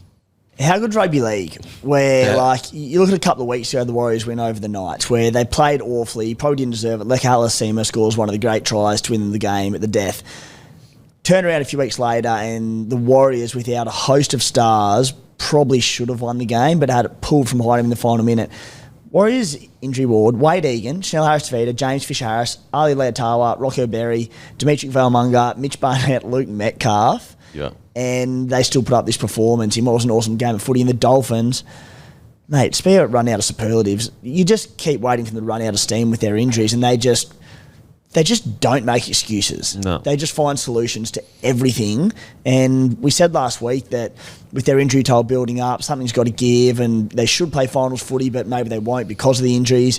But it's looking more and more likely. Crazy. They had 9 line breaks to 3. That's how good their attack is. Yeah. 9 line breaks to 3 against a top 4 side. It's absolutely mad. If they sort their defence out, they'll be very, very hard to beat as a side. If you add now to it, I feel so sorry for them. Herbie Farnworth. Herbie was on track to put in the greatest performance in rugby league history from a centre. They could not tackle him. He had 3 line breaks in 15 minutes before doing his hammy, and now he's gone long term as well. Yeah, I might like. Hopefully it's 4 to sort of 6 weeks, and should they make the finals, he can be back for week 1 of finals, because it would be devastating if he missed that. But he was looking good. No, he was looking so good, and I think he'd made 2 line breaks in the first 10 minutes or something like that. And he just looked so... He was getting to a stage where you could see Herbie Farnworth was truly believing that he was the best player on the field. He would, every time he just had that aura about him of, I change games. And then boom, hamstring goes. And I think it was 3 in the first 15 or so minutes. And they weren't stripped numbers on edge, run down the sideline line breaks. It was him punching lines through the defence. Yeah. It just, so hopefully he's sweet. The only problem is it looked like a bad hammy. So A proper one, yeah. I'm hoping that he just pulled up because he felt something, rather than, he had to pull up because it was gone. Because the bad ones are about 8 weeks. And because he is such an explosive athlete, you don't want to rush the back, because if you do it again, then all of a sudden you've got hammy issues. So hopefully he's all good. But yeah, the Dolphins, they just managed to get it. They managed to get the job done. In regards to performances, I've got to say, Francis Molo has just been flying under the radar this year in that forward pack. But he's been one of their mainstays in that forward pack. And I'll be honest, when he got signed from the Dragons, I kind of was to bolster the forward pack, maybe off the bench or whatever. Mate, it has been a super shrewd signing. Because if they don't have Francis Molo, who's going to be there? As you said, in a year where their pack's been decimated by injuries, and he's just stood up, become the starting prop, played big minutes. Yeah. He's been unreal. Yeah, so I'll just give him a shout out. But even some of these younger guys, like Orion Keeley on the edge there, he made our team of the week. They're just getting better and better and better. I just think Christian Wolf's ability to... it's the Wayne Bennett curse, we always talk about it, but they've gotten better. But it's this next man up mentality, right? Those blokes you mentioned, how good Orion Keeley been? It's bizarre. Not just that, players that are having to step up and play in different positions, and it doesn't matter. Yeah, it's seriously, it's so impressive. Who stood out for you for the Dolphins, mate? I think Jeremy Marshall-King for me at hooker. I had him in my team of the week. I thought he was outstanding on the weekend. Straightens them up. clearly missed him a little bit through the middle of the season, but he's just such a class act. Just as I say, straightens him up, gets him going a little bit. I thought he was very good on the weekend. Our boy Kurt Donahue once again ripping and tearing. Yep. I think 13's his spot. Absolutely. But then it goes like, where's Max Plath go? Like Max Psycho Plath. I know. There's a couple. They're like the doggies. They have too many of these like mobile 13s who are versatile, and there are clubs that'll be crying out for like your Kurt Man, Kurt Donohoe. Like they've got so many options. Yep. Even like Oren Keeley to a lesser degree. Yep. That smaller bodied mobile lock forward. Donohoe, an 80-minute middleman now. Mate, it's mental. We trained at fullback in the preseason for fullback, a bit of six, bit of hooker. I mean, Max Plath was pretty bloody good. I mean, he was close to almost getting a bit of an Origin call up before he got injured. I think it was last year. Yep. Plath. I mean, I still like Donahue at 6. I want to see him. Like, Nicarima's been too good. Yeah, I know. I want to see him strip a bit of weight and go to 6. Yeah. That'd be good. But mate, he's just a goer. He's honestly, in today's day and age where there's so many injuries, he's almost like one of the most important players in his squad. Yeah. Think about how many different positions he's played. could you? I know they're very similar players and not massive bodies, Plath and Donohoe, but could you start them both longer term? One on the edge, do you think, or do you think in the middle? Well, I was thinking middle, and you have a big bopper up front in the rotation, or is it a bit small? Too small, I reckon. I mean, I know they're sort of falling off a little bit, the Dogs, but the Doggies got a relatively small pack, and they sort of get away with a few of these smaller bodies in the pack, but they're both comparatively quite small, aren't And they both were basically number 9s, I think. Like, they were both halves coming through, I think. Yeah. Whereas, like, the Dogs start with King and Hughes now, I think, which are they're pretty They're big big front boys, rows. Yeah. Could you put Plath on an edge, though? Absolutely. Yeah, you could. I think Plath's best position is 13 as well, Yeah. but sometimes you just make it fit. Yeah. I will say that as a back row with Plath, Donahue, and potentially Orion Keeley long term, that's a mobile, really, really. They're never going to shirk their duties in regards to all the cover tackles they need to make. Their defensive reads are going to be good. Especially the next 2 years where none of those blokes are going to cost you an arm and a leg. There'll be upgrades for sure, but... So, yeah, really good. A bit of I've got to say, the Hammer, he had some big moments. He did. Some try savers that were really good, which he actually does quite a lot, which is quite sorry. He just... there's a game here or there where he just doesn't get involved that much. And maybe it's because the game got away from him, I don't know. But that's just the one part of Hammer's game where it's just like you can be one of the best fullbacks in the competition for 4 games in a row, and then you'll just have this really quiet game where you don't really touch the ball that much. I just think he's got to find a way to not have that game, going forward. And he's always had it in him, right? Yeah. Like, he's up most weeks, but we see him get to Origin level and he just becomes this new beast. And when he's in a mood for the Dolphins at Clubland, he's, arguably the best player in the comp. Yeah. And he ran for 62 metres on the weekend. Yeah. Yeah, it was tough. How? Yeah. When you're Hammer, you're probably one of the best athletes in the competition. Yeah. So hopefully he can sort that out. I will say, here's another signing. Max Fine from the Dragons. Yep. 22 runs, 201 metres, 7 tackle breaks. And he had 8 tackles, only 2 misses as a centre. It just shows you how good this Dolphins system is. They're getting guys that are fringies from other clubs. Well, Finai, Averillo, probably to a lesser degree Nickarima, but they got him from the Storm, his latest club? No, Rabbitohs. Rob Coming Rabbitohs. off the bench. Yeah, off the bench. He was playing as a 14, a 9, a 6, fringies, and they're all become regular starters. And they're in the top 8. Yeah. It's incredible what they're managing to achieve. And geez, they play a great style of footy. They play and the really exciting thing for them is Katoa had a relatively quiet game. Yeah. But they still managed to get the job done. I will say his kicking game is just getting better and better and better. He's just getting so confident. Averillo, he is so deceptively fast. It's crazy. It is absolutely crazy. So listen, the Dolphins, love to see it. I thought Ray Stone came on and had some good moments in defence. But on to the Warriors. I've got to point out, have a listen to these stats from Roger Tuivasa-Sheck. 27 runs, 335 metres, 106 post contact, 7 tackle breaks. Outrageous. Holy. That is outrageous stuff. He's been enormous for them, hasn't he? And you add in a game where they decided to move a metre in Chancellor Cookstad to centre, played Tane Torpiki at fullback, and he just goes, I'll just add another 150 metres on this week, or 100 metres. Mental. They're basically saying, look, Tane's doesn't get through that much work. We need you to carry the load of 2 people, boom, does it. Done. I'm actually like, they've got so many out. They should have won the game. It was just for one crazy play at the end. I like the way they tried to close the game out. They did everything right, kick into the corners, defend. And I think there's some good signs. Like, for example, I thought Sam Healy was great. I thought I really like what he's going to deliver. He had 2 offloads. He ran as a hooker, he ran for 100 metres, had 4 tackle breaks. Like, so that's a shining light for him going forward, especially with Egan's, he has a tendency to have quite a few head knocks and little niggly injuries. I've got to say, the one thing, he's been so good this year, but the one thing that I thought, and look, I don't know how injured he was. I don't know what happened. But Leka Halasima, towards the end there where he was lying on the ground, I think he might have had cramps. Now, I don't know whether that's because he couldn't get taken off and he just literally couldn't stand up.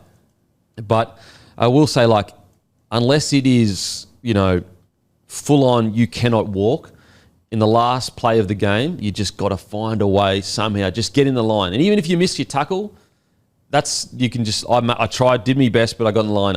Just lying down on the ground like that. Maybe he was cramping so much he literally couldn't stand.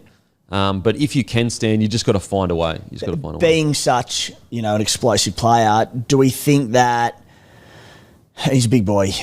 Is he an 80-minute back rower, or do you try and play him 65 and just give him a bit of a spell at some point? He, like the Knights game a couple of weeks ago where he scored that match winner, that was a 67-minute game. So do you try and get the full 80 out of him, or do you give him a little bit of a spell? I think Laban got injured. Yeah. And so that's probably what forced him into the 80. I think personally, at this stage in his career, I don't want him to turn into a workhorse. Like, he's there to score tries. Yeah. So I'm bringing him on for 50 to 60 minutes. And also, I don't want his body going through wear and tear. I want a long, good career with him. I think there's too many back rowers now where coaches they come into grade and they're like guns on the edge, and then they get a few years into their career and the coaches are like, I need a really good, like, robust back rower that does a bunch of shit work, gets all through 40 tackles a game. And because they rely so heavily on this guy that's used to be a superstar attacking player, and they trust that player, they turn them into it. But I'll never forget, like, people forget Boyd Cordner was like an attacking weapon in the start of his career. But due to the need for a guy that got through an amount of work, he changed his style of play. Jake Trbojevic was relatively similar as well. And I think with Leka Halasima, for as long as you can, keep him as that explosive weapon. So I think you reduce his minutes. And they have so much forward depth and edge depth. Obviously, a few injured at the moment. But 6 tries in his last 7 games. Jeez, so good. But yeah, you just got to find a way. Just find a way to get up, get back in the line.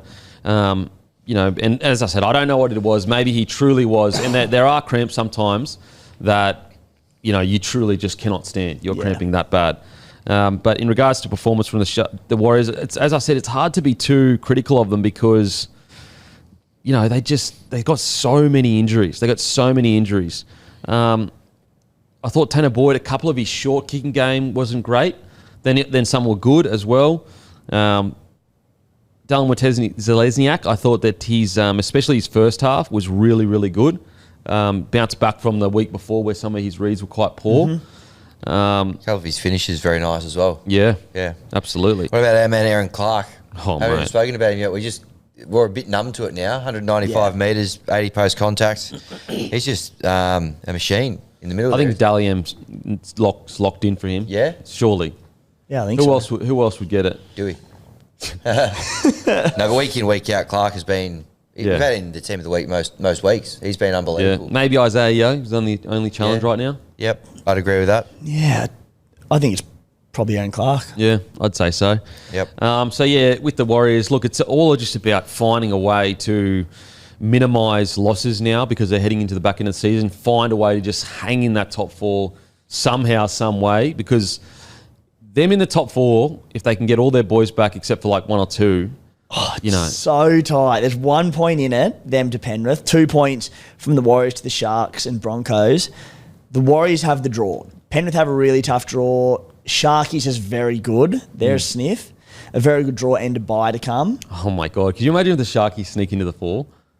Mate, with the Warriors with their injuries and sort of falling off a little bit of late, Penrith, who they have to come, Brisbane, they've got a mix short with some tough games. They could. Yeah, wow. Could you imagine? They're a soft draw on the way home to the Sharkies, haven't they? But like, people have been quite negative on the Sharkies this year, but if they finish in the top 4, it's very hard to be too critical. I tell you what, that win on the weekend for the Broncos, that has put their differential Huge. miles above the Warriors and the Sharks. Penrith had that draw, so they're on 29, so that's irrelevant, but it's flown them above the other two. So that helps. Yeah. That helps. It's just all about, I guess, injury management, just somehow hanging into that top 4 spot. Yeah. That's all they need to focus on, I think, of the Warriors. Alrighty, the Broncos defeat the Rabbitohs, and this one is brought to you by Squarespace. Join the Bloke Club to save 10% off your first purchase of a website or domain. A massive thank you to Squarespace for coming on board. Okay, Broncos defeat the Rabbitohs 60-14. I've got to be honest. Look, I'm in the middle here. I'm a little bit frustrated at the amount of people that are like, oh, you can't take anything out of this game. Because I'm like, hang on a sec. Like, yeah, I understand that the Souths are decimated by injury. They still did score 60 points. Like, they still were quite patient. They still weren't trying to score points straight away, and they built pressure and then scored a bunch of points. I will say, though, however, like, there is something to take away from it, but there's not a lot to take away from it. Yeah, it's going to put Michael Maguire to the absolute test of reining in some of these players of the Brisbane Broncos, because if they take this and build on it and get confidence from it, but they don't let it go to their heads, fantastic. And what a better week to come up.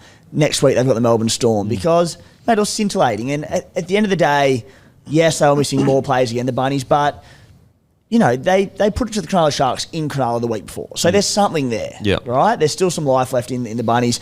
Unfortunately, in this game, the injuries took their toll. They, probably for the first time in rugby league or NRL history, there was not a full team fielded. They couldn't field their 18 because of the way things panned out pre-game and all sorts of things. But I fear, Kempy, and I know this is such a cynical view, but you might even share it, that it could be the worst thing to happen to the Broncos, because they go, we put 60 on, we're electric. Then they go down to Melbourne and throw the ball around and think they can not do 60 again, but just put points on for fun.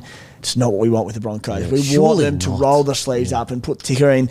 And in theory, like they'll be able to do that and realise that it was a one-off game and they won't get anything like that for the rest of the season.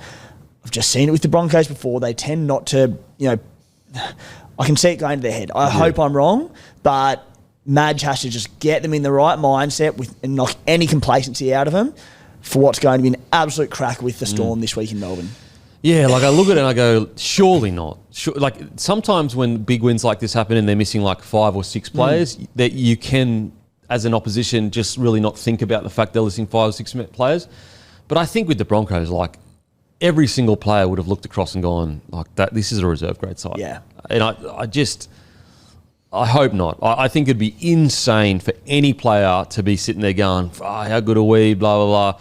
And I think surely Michael Maguire. So I'm hoping it's the best thing that could have happened to them, which I mean, what I mean by that is that like confidence, everyone's happy, up and about, okay. Because you have to remember, like, for the first 20 minutes or even first half, they were super patient. And granted, they still weren't... their attack for me is still very questionable. Saying it sounds bizarre coming off a 60-14 win, but if you actually watch the game, they get good field position and they're still not necessarily getting to certain points and they look clunky at the back, which I've spoken about all year. However, what I did like was they were patient. They were patient. And a lot of people would expect the Broncos to come out and go, mate, we're going to score as many points as we want. Let's just start spinning it early. So I did like that part of the game that they were quite patient. Yeah, and like it was 18-8 at halftime. Yeah. Which is, points to an incredible second half. And you're right, Kempy, in that everything you hear out of footy clubs is a winning team makes for a happy club. When you're winning, everything's rosy and all's well. So they'll be going into Red Hill this week and everyone will be up and about and be in the right spirits as they should off the back of a fantastic win.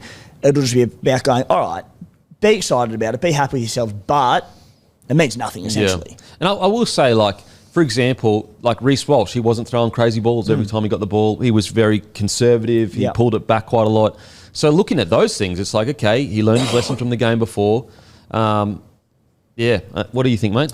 Yeah, I mean, it's going to be you don't see this too often. Last week they played the now spoon favourites. Next week they're going to play the competition favourites. So it's just going to be, can they take, a little bit of the momentum that they picked up off this game, which, probably not the hardest test. Can they at least ride a bit of that and apply it to this next game against the Storm, who we just spoke about earlier, probably not playing at their best at the moment. So this is a good opportunity for them to show if it really is clicking and if it really means that much. But, certainly the first half was actually pretty tight. And, the Rabbitohs maybe a little bit unlucky. There was a contentious play that they let go and the Broncos scored off. And then it could have been even at half-time, really. But the second half, it just opened up and, that golfing experience and all that sort of stuff, the Broncos were just too good. But it'll be interesting to see if they can, just bring a little bit of that into the game against the Storm on Thursday night. Yeah.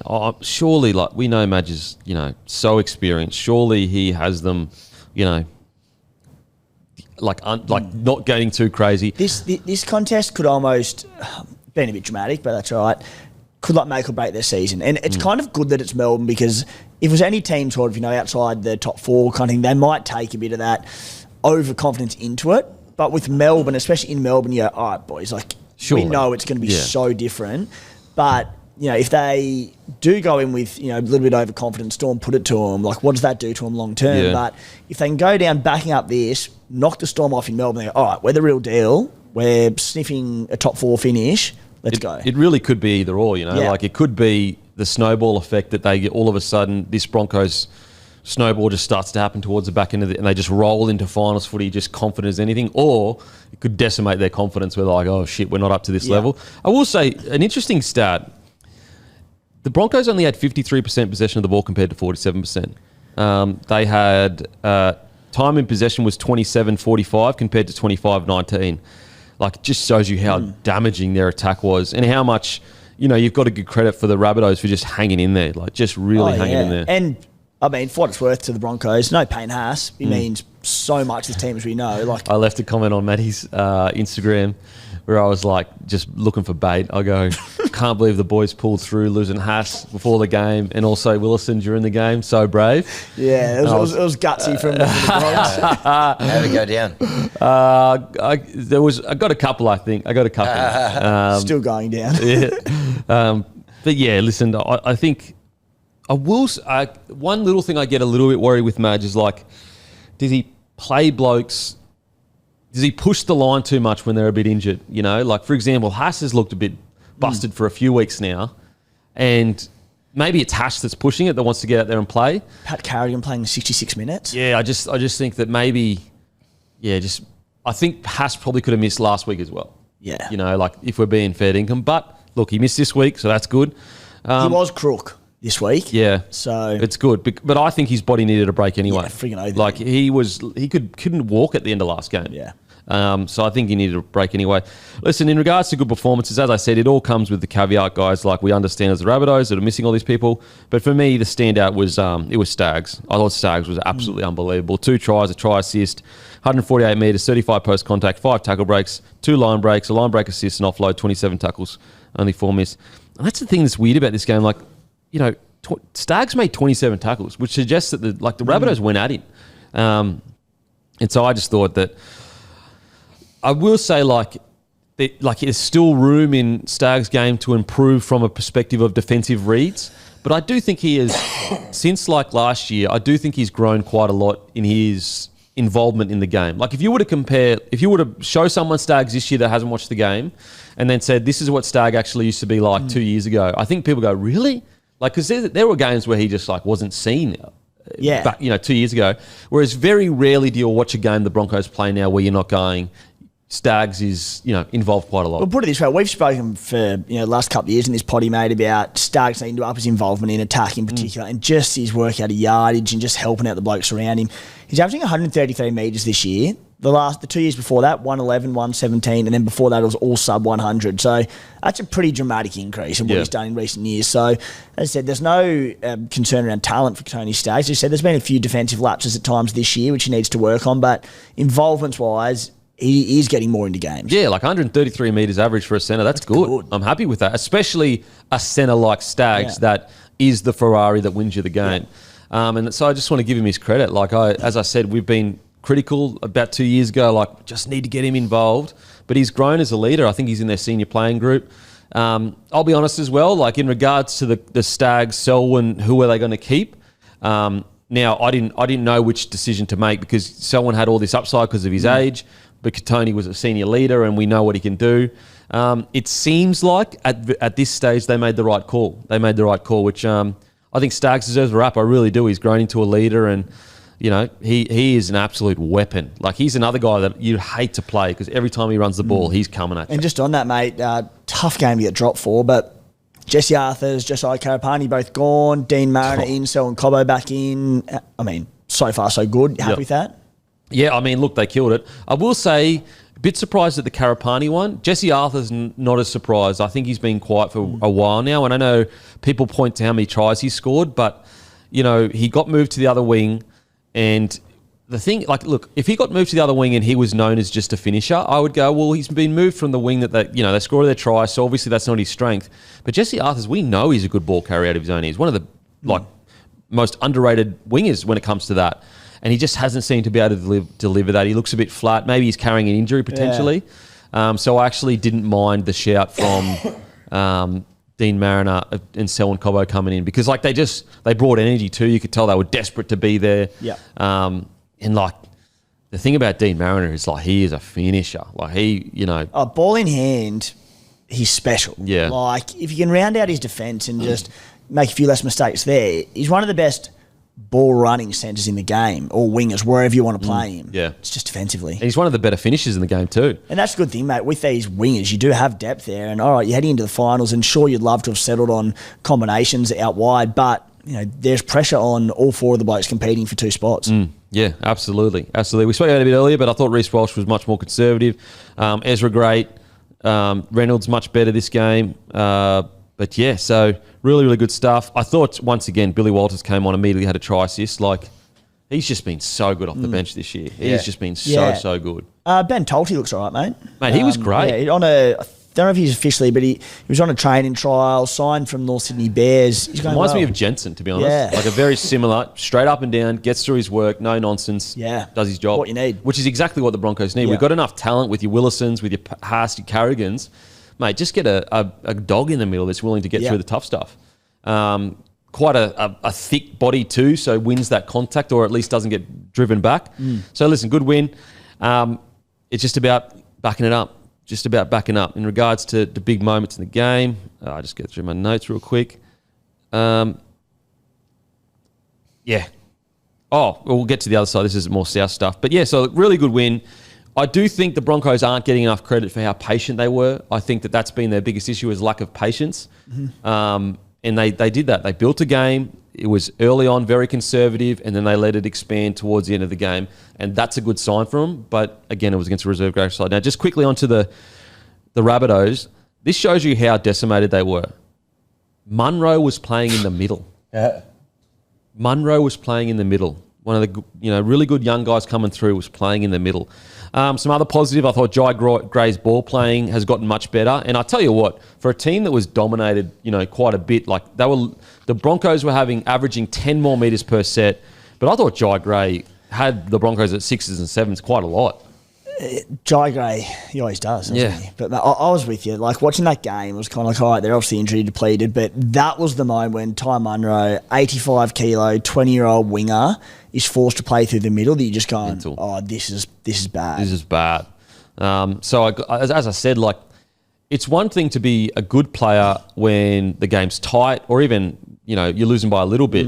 But when you're getting dominated, but you can still create, opportunities like Jai Gray can, like, that's special. He's still off contract, Jai Gray? No, so to sign till 26, but he comes available November 1. Okay, and they're trying to re-sign him for 2 more years after 26, till 28, which I get. I think he's great. I really do. Absolutely. I thought Dodd's first kick for Bentley's try. What I will say with Dodd, I know quite a few people were critical of us saying we were too harsh on Dodd, talking about, the fact that he was playing reserve grade and he was on 700K. Yeah, look, I don't have anything against Dodd. If anything, I've always said, this negativity that happens around him, it's not his fault. It's the club that signed him on it. But, like, when you're on 700K, unfortunately, there's going to be a certain expectation. So, yeah, I just wanted to be clear, like, definitely apologies if you felt I was too harsh, but that's just my opinion. Like, I feel like he's not up to NRL standard. Hopefully one day he can get there. But, yeah, there's quite a few people who felt that. So apologies if I was a bit too harsh. But, yeah, that's just kind of how I feel about it. So I will say, watching him play, the positive is he's got a pretty good kicking game. He's a pretty good kicking game, which you can build off that. You know, if you can, you know, in today's game where kickers aren't really pressured that much, hopefully the club can find a way to just get him to be a conservative 7 with a really strong kicking game, and, you know, you can build around that with Cody Walker at 6 potentially. So that's a bit of a silver lining. That's it, mate. I'd love to see... I'd love to have seen him play with a decent strength bunny side a little bit more often, find his feet a little bit rather than, not just in NRL, but like Mobsy mentioned earlier, the bunnies, I think they're running last in Cup as well. And as a flow-on effect, they've been decimated by injury too, and players having to go up to top grade. So he's been working with a, you know, decimated reserve grade team as well. It couldn't have been any harder for him all around. Anyway. So that's a little bit of silver lining. I did think he had a decent kicking game. And, you know, as I said, to be fair, as you just said as well, like, the club's struggling. He wasn't necessarily, you know, this Jerome Hughes style 7 anyway. So hopefully he can work on it. It's so hard. Like, it's just, we always say, you know, the players don't write their own checks. Yeah. You know, they're paid that, and it's just so hard with him. If he was on 300K, you go, all right, he's a work in progress. Hopefully in 12, 18 months' time we can get him to where he needs to be. But just the 700K tag that is carried with him, it's just so hard to look past for him. And unfortunately, like, he's not at NRL standard yet. Doesn't mean he can't get there one day, but I just don't think he's NRL standard yet. Yeah. But outside of that, in regards to performances, like, look, Jai Arrow, I actually don't mind Jai Arrow at the end there. Like, obviously I don't want him jumping on Ezra Mam or whatever, but, like, I don't mind that. At least he shows he cares. Like, I don't mind a dummy spit from a losing team, like, player, because it's like, how often do we watch players not give a shit? Whereas Jai Arrow, he gives a shit. And, like, as I said, like, even from a Broncos fan perspective, as long as he didn't hurt Ezra, which he didn't, it's like, I get it. Be angry. Be pissed off. A dummy spit, but from a position of just passion and caring at your side and being embarrassed by the result. It's like, I'm with you, mate. Yeah, I thought he's been working. I think Jai Arrow's been a real unsung hero for the South Sydney Rabbitohs this year. He hasn't stopped trying, even though he could have easily just sat back. Love to get your thoughts, Matty. What do you reckon? I think he's one of only 2 players this year that have played every game for South, and it doesn't matter. Like, South's running last, got no chance of coming anywhere near the 8, and he just rips in every week. That's what he did again on the weekend, and he was captain, and he deserved that captaincy. I don't know. He's an inspiring player to have on your team. Legend of a bloke too. Anyone else stand out for you on the South side? Jeez, it was a tough old day, to be honest. I think Tallis Duncan's had a really good year, and his try was great. His try was mad. He got a bit of a lesson. Got a bit of a lesson with Stags, but he's not a centre. It's just Tallis Duncan's like a testament of what South have had to do this year. Like, he had a tough day, but I thought he was great. I thought he's been great all year up until this point. Well, I actually think he was okay at times at least in attack. I thought he had Stags at least on his toes quite a few times. Tallis Duncan, I really think we're starting to see his potential. I can't wait to see him back on the edge there. I think he's going to be great. Yeah, he was on Matty Johns last night. They were asking him, you happy playing at centre? He's like, well, not really, but I'll play where the team needs me. I think, he definitely belongs on an edge as a back rower there. But, I thought he showed some real good ticker there. You know, very tough assignment against Katoni Staggs in one of his best games of the year as well. I thought he ripped in and definitely showed some glimpses there. So he's just got great attitude. And, once they're back at their full complement, he'll just slip back in where he's suited. Absolutely. All righty, on to the next game. Panthers defeat the Titans 30-26. Oh, man. This is a tough one. Because, like, look, the season's over for the Titans, obviously. They put everything out there. Jaden Campbell played unbelievably, but the Panthers, their ability to just finish games off. And, guys, we've already spoken about the trainer earlier in the show in the Kayo Can't Miss. We've already spoken about the trainer. But I will say, out of this game, we've got the service of the week brought to you by Aspley Mazda and Luke Camilleri. Head into Aspley Mazda. They've got a huge sale right now. And give Lukey a follow, LDC_01. Guys, hundreds of Bloke members have already messaged him. He's the best in the biz. Even if you're not going to buy from there, anywhere in the country, he will help you. But if you do, you can buy from anywhere in the country from him. Give him a message. Absolute legend. The service of the week, I mean, we already know what it was. It was Mitch Kenny's pass. And look, we've already spoken about Cleary's field goal, but I want to spend some time on the Kenny pass because I don't know if he's left-handed, but that was left to right. And left to right is usually the weaker side of anyone's attack. His ability to get that play call just before it's happening and swing it at least 20 metres or about 20 metres and land like that. I mean, under all that pressure, that was incredible from Mitch Kenny. Yeah, one of their moments, right? Like, so many headline moments in the game, from the 2-point field goal itself to the trainer incident to all these ridiculous things happening. And perhaps the most important out of all of them, near enough, the pass from Mitch Kenny. What was it, 22 metres or something? What did you say, wrong side as well for him. And left to right. If he doesn't execute that, game over. Mate, and it was like a bullet too. It wasn't lofted high or anything like that. Like, think about, as you're going to play the ball and Cleary's just told you, I need you to ping it 20 metres. Yeah. Think about how nervous you are walking up to that going, oh, crap, I've got to get this all the way back there, left to right. And he just nailed it.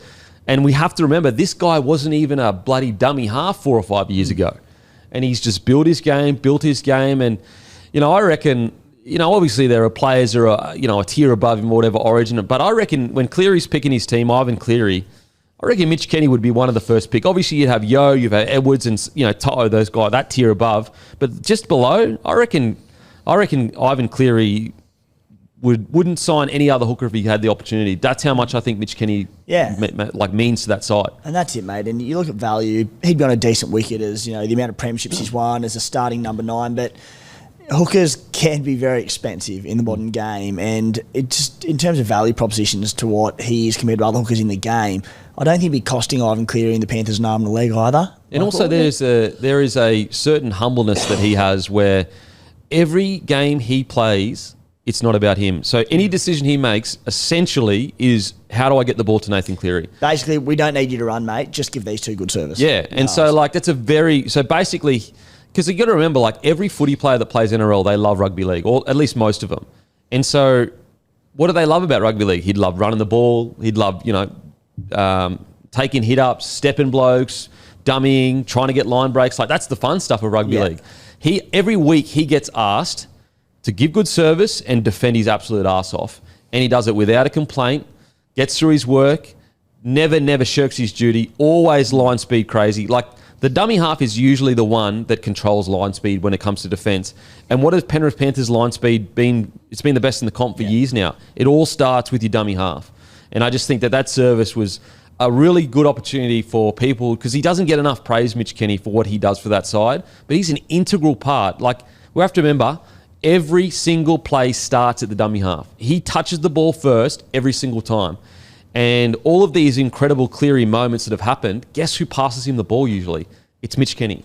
Yep. And in this moment, the crazy moment from Cleary doesn't happen if Mitch Kenny doesn't nail the pass. And how many more other moments don't happen if Mitch Kenny doesn't nail the pass? Yeah. And so he's our service of the week, brought to you by Aspley Mazda, the best service in the game, guys. I can attest to that. I've got both my cars from them. Get down to Aspley Mazda, the best car yard in the country. And Luke Camilleri, give him a follow, LDC_01. In regards to the game, it's just the scary thing about the Panthers now, and it's been like this for a couple of years, is they're truly the one team that they know if they're behind in the last 5 to 10 minutes, they will usually win that last 5 to 10 minutes. They're a joke. It's just like when the game was on the line, they got the ball kicked to them or whatever. They ran like 70 metres. Like, their set went for like 70 metres. When they want to turn it on, they just go boom. And it's just composed, right? Yeah. Like, it never feels like they're chasing. And when they're behind, they still play pretty controlled footy. They don't sort of throw it around and go for shit offloads out the back and turn it over like basically every other team in the NRL does. They're off the back of probably Nathan Cleary. They just managed to stay composed through it. Yeah. And it's just hard running. Like, they spin the ball, but they make sure that they're running extremely hard, taking the safe option, and they just managed to get the job done. Obviously, the Titans were super unlucky. Like, how that Sammy head high wasn't a try is like, honestly, outrageous call. Like, so you're telling me if To'o doesn't hit his jaw, his foot that went out by like in a millimetre would have gone out anyway? Yeah. Come on, bro. Like, what are we talking about? That's a penalty try every day of the week. Clearly dazed after it as well. Like, it impacted every part of it. Like, that we've seen less probable tries be given penalty try, way less probable than that. Like, honestly, days less. He was falling over the line. Outrageous call. Outrageous call. And obviously, we've already spoken about the trainer. So, yes, the Titans were super unlucky. However, like, the Panthers still had to do what they did. Yeah. Like, they still had to go and win the game. So, really, really good. I've got to say, man, like, some of these young guys, we've spoken about it so many times, but, like, Blaze Talangi and guys like Casey McLean, it might be the record for, like, fastest development of all time because, like, at the start of the year, these guys were not NRL standard, especially defensively. And, like, Blaze Talangi, I still don't even know if he's a 6. But they have just gone, from round 10 onwards, they have just exploded into form. It's crazy. We had conversations at the start of the year, and I think it might have been with Mobsy in the Code Sports segment, but how the production line had started just to slow up a little bit off the back of all the success and all their stars that had been poached. And then, again, it was just a case of being patient with these kids. McLean, he's turned into a world beater. Talangi, we knew the talent was there, but probably more than anything, he's just starting to put his defence together a lot better as well. And Tommy Jenkins, he gets better each and every week. Like the combo of McLean and Jenkins out the edge there, it was really clunky early on, both defensive reads and just knowing when to pass and the timing off each other, but they've just worked each other out. Yeah. Milky Jenkins and McLean, Milky McLean, that combo is becoming, that's probably one of the most dangerous centre wing combos in the comp right now. Get a load of this. So the Penrith Panthers right edge, Nathan Cleary, you've got Liam Martin there, whoever starts when Liam Martin's not there. You have Isaac Tungo, Brian To'o, Dylan Edwards has always played his attacking football down the right edge and doesn't really sort of veer to the left too often. The Panthers' right edge is scoring 28% of their tries. Their left edge is scoring 52% of their tries. Near double this year. Like, and that's with McLean, Talangi, McLean, and Jenkins. Far out. Like that, and that's like you've got, 20-year-old in Talangi? I think with that edge, like, think about how many years they can play together. Like, and look, they'll probably get raided by another club because that's what happens at the Penrith Panthers. But you got Blaze Talangi that's 20 years old, Casey McLean 19, maybe 20 at max, and what would Milky Jenkins would be like 23 max. Yeah, like in the most dominant like side of the last 4 or 5 years, they're the dominant side. Think about the right side. Yeah, think about that. Tungo, To'o, and Cleary. And that's the dominant side? That's scary. Casey McLean turned 19 at the end of April. What? That is insane, bro. NRL sites also got him listed as 95 kilos. Just turned 19. And you want to see how fast he was. When Brimo was trying to chase him, he was just like, easy money. How quick is he? He's lightning quick. Mate, it is just the talent that these guys have. And what's crazy, so game was on the line. They didn't spin it right. They said, no, we're spinning it left to Casey McLean to do something special, to get it to Milky Jenkins, and then I think he passed it back into Talangi to score his second try of the day. It is like Ivan Cleary, like, because he's so quiet as a coach, he doesn't get the raps he deserves. And I know when you actually bring him up, people go, oh, yeah, for sure. But, mate, what he is doing is forcing his way into the greatest coach of all time conversation. Well, isn't it incredible that if they can go on and do the job here, you know, everyone was writing them off, saying like... I did. I wrote them off. I said they were done. I was wrong. They'll last by about round 12 or 13 or something. With that origin told to come and players missing games, rested players through that period and said, no, like we'll get through it with our depth. And now to be, I think, the second from premiership favourites or something like that, they've done it. And again, I know we speak about it time and time again, but they've done it without a home ground. If they can pull this out of their backside and win another comp without a home ground, coming from last almost midway through the season, it'll be one of the most remarkable seasons of all time. It's mental. It's insane. Like, also to think that from the 2021 side to now, there's like, 5 people left or something like that? So it's like been completely changed to the side, and yet they may go into their 6th grand final in a row. And if they sneak into the top 4, they probably become premiership favourites. Well, they will, because obviously the second chance and all different sorts of things. But I don't know, even if they don't sneak into the top 4, Who's beaten him in finals? I've just got so much confidence that they put 4 strong performances together. Like, it's still going to take something special to beat them. Like, you're going to need to blow them out of the water. Like, because if you get in a close game, they're winning that every time. Yeah. It's just amazing. So, yeah, Casey McLean for me, though. When we talk about talents, I think we're talking about one of the next great centres. Now, I mean, sorry, I don't mean like of all time. I don't know that yet. But I mean, of his generation, I think he'll be one of the better centres of his generation at the very least, because his size and speed is something you very, very rarely see. Like, guys that are as quick as him are usually around 85 kilos or whatever. He's 95 kilos. He's 6'2" or 6'3". When the game was on the line on the weekend, they didn't throw the ball to Tungo. They didn't throw the ball to Toto. They threw the ball to Casey McLean. That just shows you the esteem which this club holds as a 19-year-old. A 19-year-old. I think that we're looking at a guy that will be in Origin in probably 3 or 4 years, and will be probably, as I said, he'll go down as one of the best centres of his generation at the very least. Ooh. I might name my mic. Tony's Manga? Yeah. I think he's Kiwi, Casey McLean. Oh, So I think apologies. He He's already played for the Kiwis. Yeah. Yeah. Sorry, I was trying to steal another one. Queensland. He was going to play for we'll take Queensland. him. He's an outstanding player. Yeah. Yeah, he might be tied up there. Just the depth of these young guys as well. To both of them really, to keep Paul Alamotti out of the side, who came in last year, killed it. Scored a try in the grand final. Like these guys are pretty special talents to be able to give a quality player like him out of the side as well. I'm very keen to see, Isaiah Yo, he'll get scanned today, so by the time this is live, there's every chance we have information. It might not be too bad, but... It looked bad. Yeah, I'll be honest. That looked like at least I think it's a labrum, I think there or something like that. He stayed on and came back out after half time though, and then gave in. When he went off, the Titans had scored 1 try. They scored 4 tries in 20 minutes when he went off, just to show the sort of the impact there. He's played 20-plus games every year since 2015. He played 19 games in 2020, which was the shortened season. They've had periods, the Panthers, during this dynasty of, Cleary being injured and Edwards being injured, and they've dealt with it. They've never really had to do it without Isaiah Yo. Yeah. So if it is an extended period in what is a tough run of games as well for the Panthers, I can't wait to see the impact that he has on this team, how they go without him. Yeah, I wonder, will Lindsay Smith go to that 13 role? I think Lindsay Smith is the option. Yeah, he plays a lot like Yo. I think he becomes your 13. They've played Isaiah Papali'i there, but I think, I'd nearly just go IPAP, you're that out and out front rower, and Lindsay Smith becomes that sort of ball player, but going to have a huge impact. Now, I will say, maybe Ivan Cleary is a silly sausage because...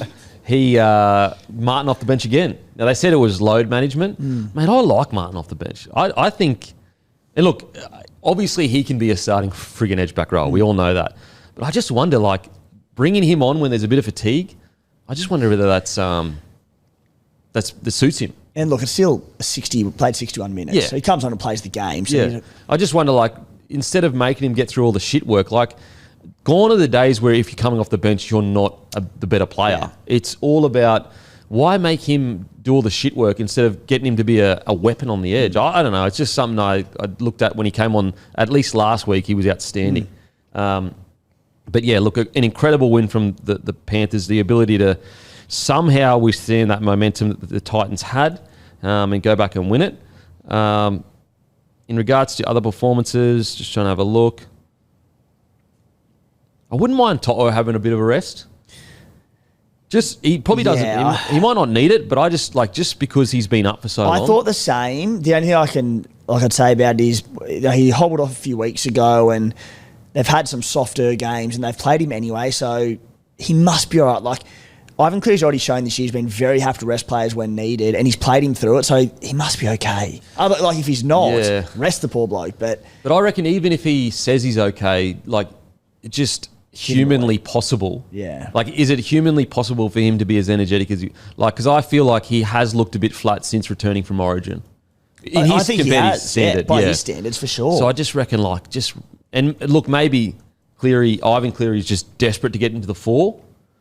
Or maybe even he needed to get close to the 4 and now he'll rest because he has enough faith that he'll win most games. I don't know. We'll see.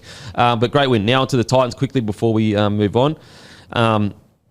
I just think Jaden Campbell was to do that against the Penrith Panthers is outrageous. And there were whispers only a week or two ago that the Titans were thinking about maybe letting him go. And I'm just sitting there going, bro, surely that's the last out of all of them that you let go. Mate, the other name that was thrown up, and I saw reports, is Bo Fermor. Yeah, they're the two that I'm building around. I'm Tino. I'm shocked. Like, is it because they're on massive overs? I don't even think like Jaden's playing his best position. He's been forced to move into the halves. He's a smaller bodied player, obviously. Defensively, he's held his own, and it doesn't matter who he comes up against. Like the best teams in the comp, he's done it against the Storm. He's done it against everyone. Surely him and Fermor just lock and load and build around those guys. All the fullbacks they've moved, he's the one that's worked the best. Him going to 7. Yeah, that's the one. I reckon he could play 7 at any other club really as well. Especially look how good he's gotten since Foran's been able to partner him and guide him around the park. Yeah, imagine him going to a club with a proper spine together. He'd kill it. Yep, 100%. Like it's. How could you let him strange. I don't understand. I agree, mate. Like, if I'm Titans, he's the one that's signing the long-term deal with me. I just think he's so special. But, like, him and Fermor, mate, it goes Tino, Fermor, or probably Campbell, then Bo Fermor, probably. I don't think Fermor, in, the last few years of the Titans being extremely underwhelming week in, week out, I don't know if Bo Fermor's played a bad minute of footy. Like, he's the one player, him and Tino, he's in Origin this year. Week in, week out, they just get up and give their all. Yeah. I understand Campbell more because they have so many spine players. Look, something has to give somewhere.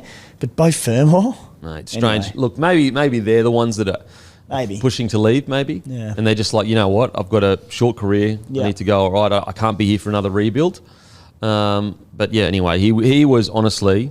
He is so special as a talent. Like, his ability just to break games open. Like, it's his footwork, but he's also, because his footwork's so good, he puts people off balance, and then he's way stronger than he looks, so that he can use his fend or strength because they're off balance to break the line. It's incredible. If he signed elsewhere and did leave the club, would it be as a 1, a 6, or a 7, do you think? Or, in a perfect world? I'd sign him as a 1.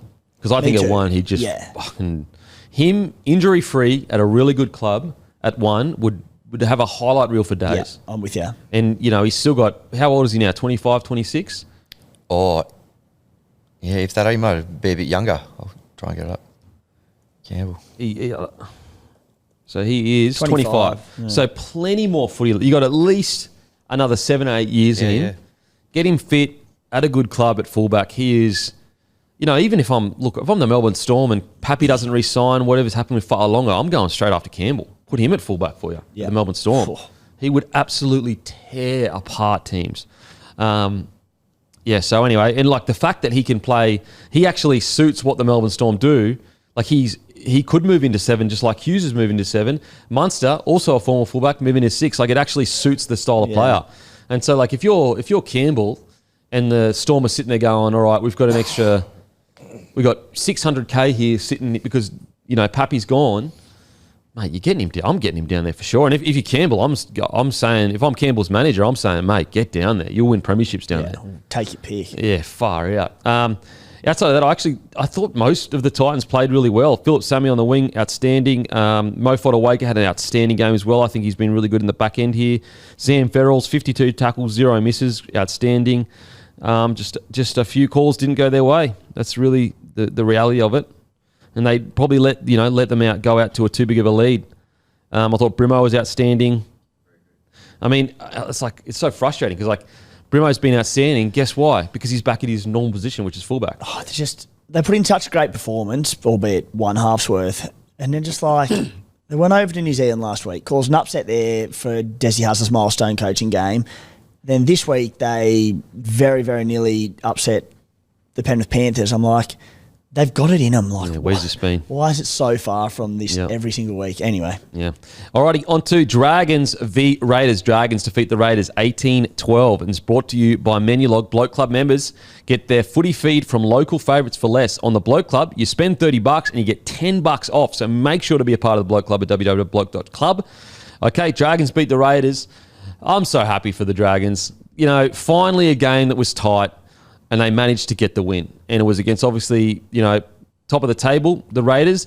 And I'll also say, in regards to the Raiders, I'm actually happy that this happened to the Raiders because they didn't get blown out. They lost by a try. they needed a loss because they were playing half of games and you could tell they were relying on the fact that they could just put teams away because of their confidence. And I'm always super nervous of clubs going into finals footies with long streaks. It just never seems to work out. You go back to Penrith Panthers, you go back to the Melbourne Storm. And so I actually, funnily enough, I like this for the Raiders. Yeah, I was at this game, mate, and it was monsoonal. Yeah. Like there was no exaggeration from the media in this one. It was horrific conditions, and Windsock was up and about. that windsock is lucky. Need one of to those be like there. things to go like that. Wacky, oh, jeez, that thing would have stood no chance. Wacky Wally. Yeah. Yeah, and I'm with you, mate. The loss, you never want to see your team lose, but it was coming at some point. Yeah. And everyone says, oh, we have a soft run home, we could win every game. The reality is you don't want to. You want a wake-up call for your players, and to do this in the conditions where it was just horrendous for playing footy. I think I messaged our group chat at half-time or a bit before and just said, it's an 18-point breeze, and I was very confident the Raiders were going to come home because they had the wind in the second half. I think the Corey Allen try from the Dragons might have been the only try scored in the game with the wind behind him. It was it defied belief because I just sort of sat there and went, with Jamal Fogarty's kicking game in that second half, we'll rinse him. And credit to the Dragons. Put a lot of pressure on him. Mate, they wanted it more. They played smarter footy. Flano's kicking game was better than Jamal Fogarty's in this. And, yeah, it was What about Flano's conversion, where he used the wind to bend it back inside? And that's it. Like, conversions were a massive factor in this. I don't think he missed one, Flano. 5 from 5 in those conditions. In those conditions? Yeah, like they saw the footage there, and there was Hudson Young had to hold the ball on the tee for Jamal Fogarty, so that said it all. And but yeah, look, mate, really good win for the Drags and the Raiders. We needed a loss. It's not the end of the world. And also, it'll come out, but I think the Raiders have 3 players in the top tier of speed for the year. Yes. And in conditions like that, speed, yes, it helps a little bit, but obviously the track's much slower. And so they couldn't really rely on these explosive outside backs to break the game open if they needed to. So in regards to the Dragons, though, just a gritty win. Like they've been working so hard towards this, and they finally got the win that they needed. And I thought Kyle Flanagan, one of his better games the whole season. I thought he was really solid. Got the job done that he needed. I thought Jack DeBellin was outstanding at lock. I thought Leigh Lewis started really strong, but I got to say, man, we brought it up quite a few times, but David Clemmer, talk about a renaissance. Yeah. He's just like all of a sudden rebirthed as a front rower. Back half of this year, ever since his milestone game, was it a 250th or something like that a couple of weeks ago? Yep. Mate, he's been so consistent for them. About 160 metres he's pumping out, not missing many tackles. He's been very, very solid. So too, Emre Gula, he played against his old club on the weekend. He was good. Only played 34 minutes but knocked out 109 metres. Some of those guys in the front row, and their pack's kind of decimated by injury as well. Some of their normal starters aren't there, so those 2 guys have really stood up. Yeah. Their depth in their forward pack's been outstanding, hasn't it? Because the injury toll just keeps racking up more and more and more for them. And these blokes, their injury toll's mental. They've lost in their pack Jaden Sewer, starter. They've lost, obviously, Ryan Couchman from the start of the season. Toby Couchman, who was a starter for them. Dylan Egan was a starter. And whoever steps up, they have a lot of depth. Not a lot of... They don't have really any superstars by any means in their pack, but they've got a lot of blokes deep down into their cup side that can do a job. And it showed that the Warriors, who have this incredible New South Wales Cup record this season, they had a draw with them, which was at Wynn Stadium on the weekend. So, yeah. That's great signs. And I will say as well, I don't always agree with what Flano says, but I always appreciate that he's honest from his perspective. And in the press conference, he said, listen, I've blooded a lot of young forwards this year. And he said, listen, if we're being honest, we weren't going to win the comp this year. And I was like, man, I love to hear that from a coach because he's being real. And I know he wouldn't have said that at the start of the year because you don't want to say that publicly. Yeah. But we all know that the Dragons weren't going to win the comp this year. And you've got to, when you get to a certain point, too many coaches go, oh, I'm just going to try and win as many games as I can this year. It's like, what's the point? What is the point? It doesn't help you on your journey to a premiership by winning an extra 3 games this year. Instead, get the young guys in, like what the Eels have done, and you'll reap the benefits. And I think that the Dragons are going to reap the benefits. Guys like Hammy Stewart, I think Hammy Stewart's really silky for me. I like him. I think, we don't know what's going to happen with Dewey. Reportedly that he's very, very close to signing with the Dragons. I wonder where he's going to play. Atkinson's arriving at the club. is it going to be 13 with DeBell and gone? But then Hamish Stewart, does he wait an extra few years? Because I think Hamish Stewart's outstanding. Yeah, he's killing it. He's been brilliant all year. Yeah. Toby Couchman pre-injury, he was outstanding. So, as I said, depth isn't an issue. So it's like, I wonder where they will play Dewey because maybe it is over Atkinson, but then it's like, what's the point of bringing Atkinson to the club? What do you reckon? I don't know.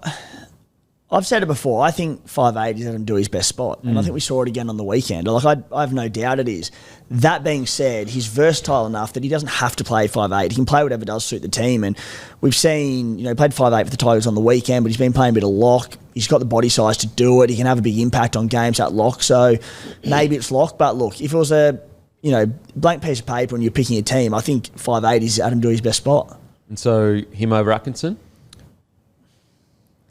Well, it's tough when Atkinson because he hasn't had an opportunity to play this year. So it's like, how's Danny Atkinson been going in cup this year? I've got a few stats. He's been on the bench quite a bit. Yeah, he has, but he's played. Yeah, I don't know. Atkinson is signed there to be a starting half, like 5'8". So I think you give him first crack, and you play Dewey. I don't know. It's tricky. I mean, I don't mind him at lock. That extra kicking. I think it's his best spot. Just playing. It's like a bit of a kind of roaming lock with kind of the keys to do whatever he wants. That's kind of been what's happening at the Tigers lately. Yeah, and bouncing around a bit. And a full preseason, training at lock, you get your body in the right shape. And Stewart can just play as another front rower, or I don't know about. He's still relatively young. Yeah. He can come off the bench for a couple of years. It's not I don't think. There are certain players where you go, we can't afford to bring him off the bench because there's so many clubs that are just going to throw massive coin at him. Whereas like Hamish Stewart, there'd be other clubs that would want him, but I don't think any club's like, here's this massive deal to get you into our starting side. So maybe it's at 13. I don't mind the 13 shout, especially with his long kicking game. If there's one area where, Flanagan probably doesn't have the longest kicking game, whereas Dewey has a pretty big boot. Huge boot. Yeah. And look, at the end of the day, he's there and he's playing 13 if they do sign him and they give the first crack to, say, Atkinson and Flanagan, whatever they do, there's pressure on there, and if they need to move into 5'8", so be it. That being said, you obviously want a full preseason doing one or the other, but yeah. And also centre. You could put him at centre as well. So I think he's wasted at centre. I know you really like him. I think he offers too much to be wasted at centre. Agree. He does a job there, but I reckon, get his hands on the footy as much as possible. Look, to be honest, hopefully he doesn't head there anyway. I'm still hopeful we keep hold of him. There's that too. I hate to be negative in such a good win, but Tyrell Sloan, 5 runs, 41 metres. Like, bruh. So bad. 3 errors. It's just like, I don't get it. Jeez, you must be frustrating to coach. Yeah, I just don't, you don't need to set the world alight every single week, but just go in and take 10 runs. If you've had 10 to 15, hopefully close to 15 runs, and you have 3 errors, at least you've had a crack. But when you've had 5 runs, it's like, well... It's just tough.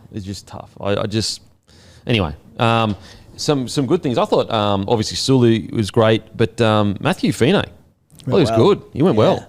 Both the Feeney boys doing some good things. A few moments in defence, but, mate, scored the opening try, had a really good assist for Corey Allen as well. He was, in those conditions as well, great with ball in hand. I thought Cookie was great too.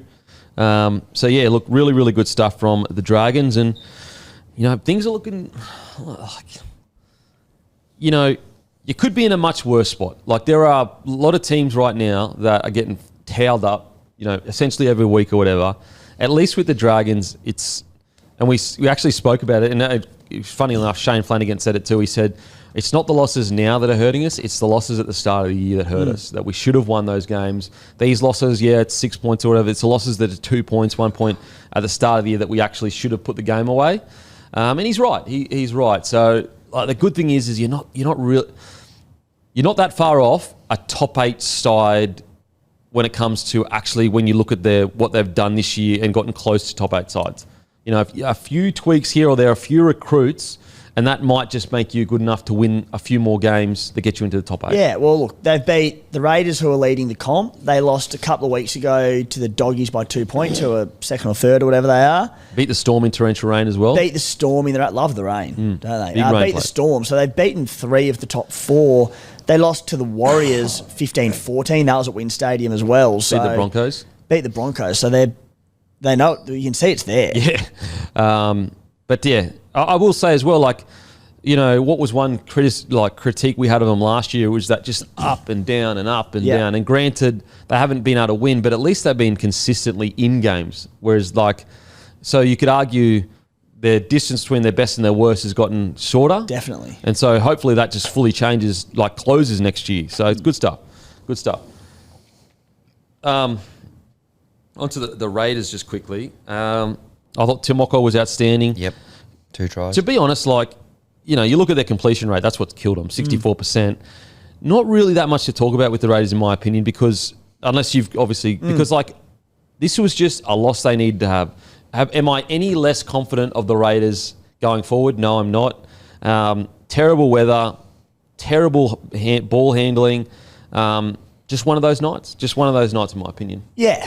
I mean, I think they played shit for what it's worth, but it's for all those reasons you just mentioned, mate. Like, we needed a loss. The conditions were horrific. I don't think we played very smart footy at times. We gave away a few really poor penalties in front of the post where where points are at such a premium in awful conditions like that, you can't afford to do it. You have to be more disciplined in those conditions, because every time they gave away those little penalties and the Dragons had a lead, Flano would just take the two, extend the lead. And we scored the same amount of tries. Yeah, exactly. And that was the difference in the end, just dumb penalties. And as I said, I just don't think in that second half we played very good footy. All it had to be was just early kicks, turn them around, and we would have had the field possession. We have enough power and strike to score points even in those conditions. We just didn't. There was a lot of like just taking it too deep into sets. Like, coming out of your own half, I'd just been kicking on third and making the Dragons work it out of their end, and it would have killed them. And I just don't think we played smart footy at all. I think that this is almost a bit like what you're talking about with the Broncos, where they've been so used to going, oh, it'll click eventually. Like, we'll just click in the second half and we'll score a bunch of points. And I reckon that once you get into that kind of mindset, it becomes a habit. And I think on the weekend, it was just a real good resetter of like, you can't do that every single week. Eventually, it's not going to click for you and you're going to get beaten by a team like the Dragons. Or you're going to be in torrential rain and those passes that usually stick or whatever, they're not sticking. And I think with the Raiders, hopefully it pulls them back into that really gritty, grindy mindset, because it would be almost a little bit heady for them, where they're like a team that struggled so much with their attack for so many years is now one of the better attacking sides in the comp. Of course they're going to be like, how good's this? You know, lean into it. Yeah. Hopefully they go, okay, wait a sec. Like, heading into finals footy, let's go back to high completion, use our forward pack at their best, build a game plan, and then try and, you know, slowly build the pressure. And I think on the weekend, they probably did get a little bit complacent of, this game will crawl back, we'll do it. And then eventually it was just gone. And I'm with you, mate. I still think that Raiders DNA is grit. Just this side that loves getting in a dogfight and getting into a grind. We're sort of shirking that a little bit this year because we've got these absolute speedsters on the edge and we do have so many points in it. So we are playing some more expansive footy in 2025 and it's working. But at the heart, to get into that grind, because what's our strength? It's our forward pack. Yeah, absolutely. Okay, on to the next game. Bloke Club members get 20% off their Grumpy Coffee. Go to www.grumpycoffee.com.au. Okay, Manly Seagulls lose 20-14 to the Roosters. And I got to say, look, they were in the game for a period, but then once the game got away from them, they just weren't really in it. Their forward pack got dominated. They were very predictable in attack. You could tell, you could essentially, like, they started the year with this really expansive rugby league, which is great. And we really do, I do enjoy the fact that they're trying to bring something different to footy. And, we've so used to these like grindy teams or whatever. However, the more video that comes out, the more time teams can study, you've got to have a plan B. And I just felt like they were super predictable. They were losing the battle in the middle. And, they'd stayed in games recently because they've been hyper aggressive and almost like shocked teams. Whereas the Roosters have such a big forward pack, you're just not going to do that. You're not going to bully a Roosters forward pack. Yeah, I find myself probably defending Manly a little bit, and it wasn't a good performance by any means, but I don't think the score was an entirely true reflection of how they played. I don't think they were that bad. Again, the conditions were horrible in this contest, and All three of their tries came off, the Roosters' tries came off the boot of Sammy Walker. All kicking games. They only conceded one line break in the entire game, Manly. I throw in things like that Kohler pass to Garrick, which I don't think was forward. I think that should have been another try on the board for Manly. There was, I think Tedesco made a tackle on Ruben Garrick also in the first half, which was unbelievable on the line. And I don't think there was a lot in this game. I know what you mean by maybe the attack being a little bit stagnant and where is the plan B. But the Roosters were defending their line for ages. Yeah. And they just But kept deterring them. again, 3 tries off kicks, playing attacking footy in those conditions, damn hard to do. So, look, you're not going to be happy with the result by any means, but it was a tough night out there. Yeah, the only thing I think is like the Roosters are essentially on the same part of the table as them, and you get beaten 20-4. It's like I'd understand if it was like 16-14 or, but like it's a dominant win from the Roosters, and I think Manly like that you're playing for your season. I know they're still within striking distance of the 8, but I don't know. I thought I was actually pretty underwhelmed with Manly, but I do see your point. With all this. What do you reckon, Hammy? Yeah, I would have thought, for that game they would have lifted. 4-point game, as you mentioned, both those sides. I said before this game, I thought whoever lose, probably put the red pen through them for the rest of the year for making the finals. At home as well, I would have expected them to probably lift a little bit more, but very disappointing. Probably the story of their season, games where you expect them to rip in or whatever, they haven't been able to do it. I think they're basically done now. I think they'll find it tough to scrape in. And like their attack was so poor that like they had 52% of the ball and lost 20-4. And they just got to find a way to mix it up a little bit in attack. I think they rely quite heavily on a guy like Kohler. He's scored I think like 8 or 9 on the trot at home. He's been superb. He's been so good.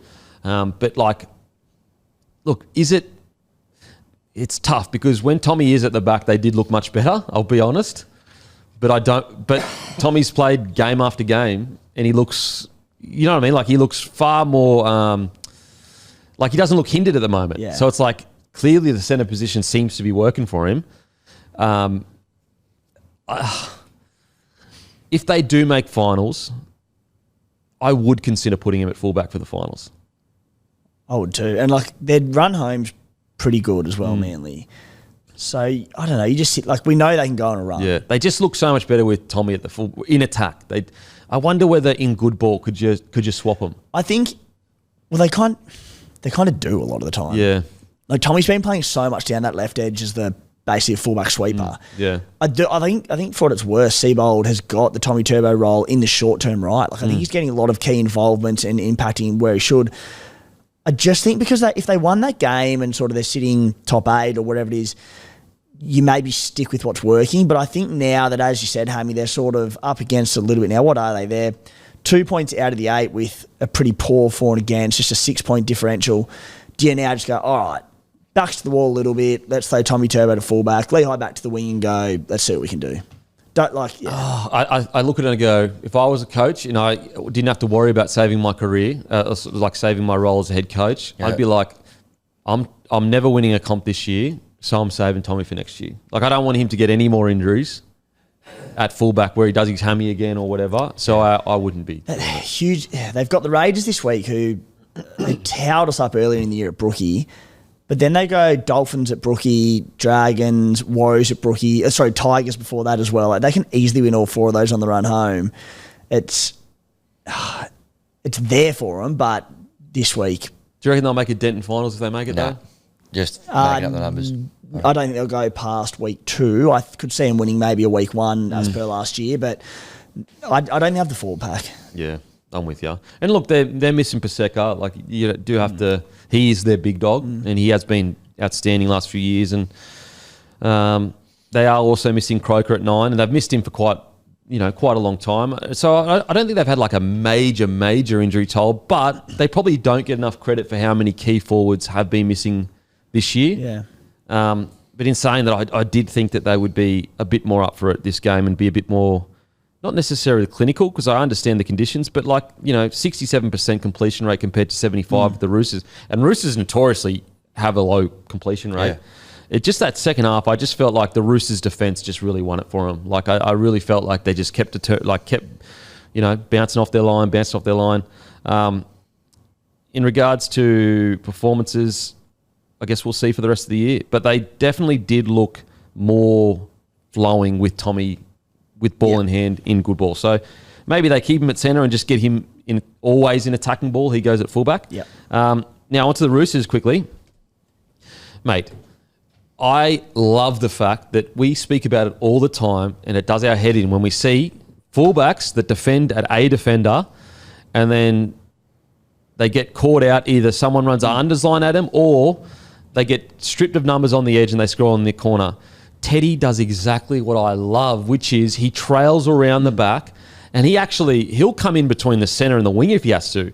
That's what I believe that's the system that all fullbacks should be using, which is trailing along the back like that. Obviously, you've got to be fit to do it, but if you trail along the back like that and then make the extra number on the edge there, he did it twice. I think one, they just scored, and then the second one, he saved the try. On Garrett. It's just like, I don't understand why more people don't do it. It was so good from Tedesco. I've always believed in that system, and there are 17 NRL coaches who have disagreed. So I'm like, well, I wonder who's got this right. Probably not me, but I've also spoken to people about it, including my brother who's been there and done it, and people within the game. I've just sort of asked about why the fullback has to be the A defender, and they don't, the more traditional fullback, for as long as I can remember, trailing behind the back and becoming the extra number there. And I just haven't been given a good answer from anyone at all. Oh, no, it's just important to have that extra number around A. I'm like, most of the time they're near enough the smallest bloke on the field anyway, and they just get barged over anyway, rather than actually having a forward as that A defender. I'm 100% with you, Kempy, and I still like that system. And I'd yet to be proven otherwise, like why there's a better one to have an at A. But even when you are trailing in behind like that, you actually have a better angle on the person if they make a break because you're coming from the inside out rather than the outside in. And so everything lines up to it being better. Like, for example, let's say you are sweeping around and the winger, the centre jams in on the winger jams in on the centre and the winger gets a run. You're coming from his inside shoulder. So, like, you can dictate and kind of box him out. Whereas if you're at a defender, there's no chance you're getting it. And the thing is, mate, unless you're defending right on your line, let's say the play of the ball's 2 to 3 metres off the line and the line get up, you're still trailing in behind the ruck. You almost are still the A defender until the ball goes past you and then you take off and follow it. But you're still sitting in behind the ruck as a defender. So if they do have go in behind the ruck, you do have time to get up there and be another body in defence. Yeah. But as soon as the ball goes, you just take off and, I don't know, it makes sense to me, but yeah. I thought it was that two of those tackles, I know one of them he didn't they scored. I thought that was outstanding from Teddy. Like, to get across like that and come in between the centre and the winger, you never see that. No, it was you incredible. never ever see that where a fullback has worked so hard that he comes in between the fullback and the centre and the winger. It's outstanding stuff. So yeah, I thought Teddy was really good. Like, and what I liked about Teddy's game, it's like it wasn't like he had all these try assists or a bazillion runs or whatever, but he just did all the little things really, really well, Teddy. So he was outstanding. In regards to, Sam Walker's short kicking game is outrageous. One in this game. It actually won in this game. Honestly, it's the closest thing to Alfie Langer that I've seen in a very long time. Like, his ability just to trickle it in to a position in goal that is in no man's land because the fullback isn't across quick enough. The winger is up on his wing. It's second to none. It's the best in the competition. Best short kicking game in the competition. It's brilliant for his age, isn't it? So the good. angles he can hit that I've never seen basically a halfback hit before. Mate, it's amazing. And think about it as a defensive, like, it must be a nightmare because as a winger, you don't know whether to stay up, stay back, whatever. As a fullback, you essentially have to be ahead of the play of the ball. So usually as a fullback, when I was playing fullback, I usually like to stick just on the player with the ball and just trail like that. But with Sam Walker, you'd have to actually be ahead of him. But the problem with that is he'll just grab her back inside then. It's so good. So, mate, it really was a difference, Sam Walker's kicking game. He tore them apart with it. Yeah. I think and you boys might have spoken about it a little bit last week when I was off, but I think they need to find ways to inject Mark Magnitawazi into the game a little bit more. Like, he's one of the biggest strike weapons in world footy. And he's not having runs because he's doing a lot of yardage and a lot of carries out of his own end, but you need to get this bloke more involved, don't you? What about that flick pass at the end? He's a freak. Oh, fuck. He's got the best flick pass in the game, and it's not even close. Yeah. It's just, he does it at angles that you look as he's going out for all money, and then the ball's in someone else's hand. And you're like, what the hell just happened there? And you just, there's been moments of late where, they've been chasing scores and he's sort of come in field and sort of come looking for the ball a little bit more and he's looked so damaging. But I just don't think you can just have... I would have 5 or 6 plays or 3 or 4 plays, whatever it might be, just set around getting him involved and getting him one-on-ones because one-on-one, blokes don't tackle him. They need to involve him more. Yeah, I like some plays around him. And granted, Sam Walker hasn't been back for quite a while. Well, Sammy, sort of predominantly playing on that left edge and Nuanganitawasi on the right. He's just not seeing a lot of quality ball. Yeah. What do you reckon, mate? About Roosters, who stood out for you? Chookies? No, look, I thought they were good. They all kind of ripped in. I thought Teddy was good. You've just sort of covered off on him. Naf White, is that another, another elite game? Like, he's just done so much work this year with, a lot of key leadership in that pack and great other players leaving. He's really stepped up and filled that gap really well. I thought he had a cracking game on the weekend. What a season he's had. Like, in whether they make the 8 or they don't make the 8, I think Robbo should be really proud of what he's managed to do with White because he's outstanding. I will say, I thought Teddy was super lucky not to get 10 in the bin. I thought that was definitely 10 in the bin. Yeah. I know he didn't mean to do it. Yeah. Like, I know that for sure. Like, of course he didn't mean to do it. But, mate, like, you need someone in the head regardless. Unfortunately, it just, it is what it is. And it wasn't like a little one. It was a fair one. And the thing is like, it was because he got his jump wrong. So even though he didn't mean to do it, it was still just his action. Yeah, his action caused that. So I thought he was pretty lucky. Like, is it the end of the world? No, it's not. But I definitely did think that was 10 in the bin. Yep. But, you win some of those calls, you don't get some of those calls. Outside of that, like, it's one of the shots from... What about Sam Walker's shot? Dislodging the ball. Where did that come from? It was on... who was it on? It was a big fella. But Sam Walker's shot underneath the ball, boom, made him drop it. Like, even Brooksy came up with a couple of shots too underneath the ball. But Sam Walker's defence has improved out of sight. Well, there's been a few of them where, like, we mentioned Cody Nickreen before, but these small-bodied halves where you just go, how can you carry these blokes in the front defensive line? And all of them are just setting a new standard for the little fella. Absolutely. I thought Billy Smith was good as well in the centres. I feel like he really shores up their defence on the edge there. Look, really good win from the Roosters. They got the job done. It's just about staying on top, not being inconsistent going forward. That's the main thing, I think, with the Roosters is a consistency. Alrighty, this next game is brought to you by Good Day and Daylights. Use code DMP for 10% off at begoodhealth.com.au.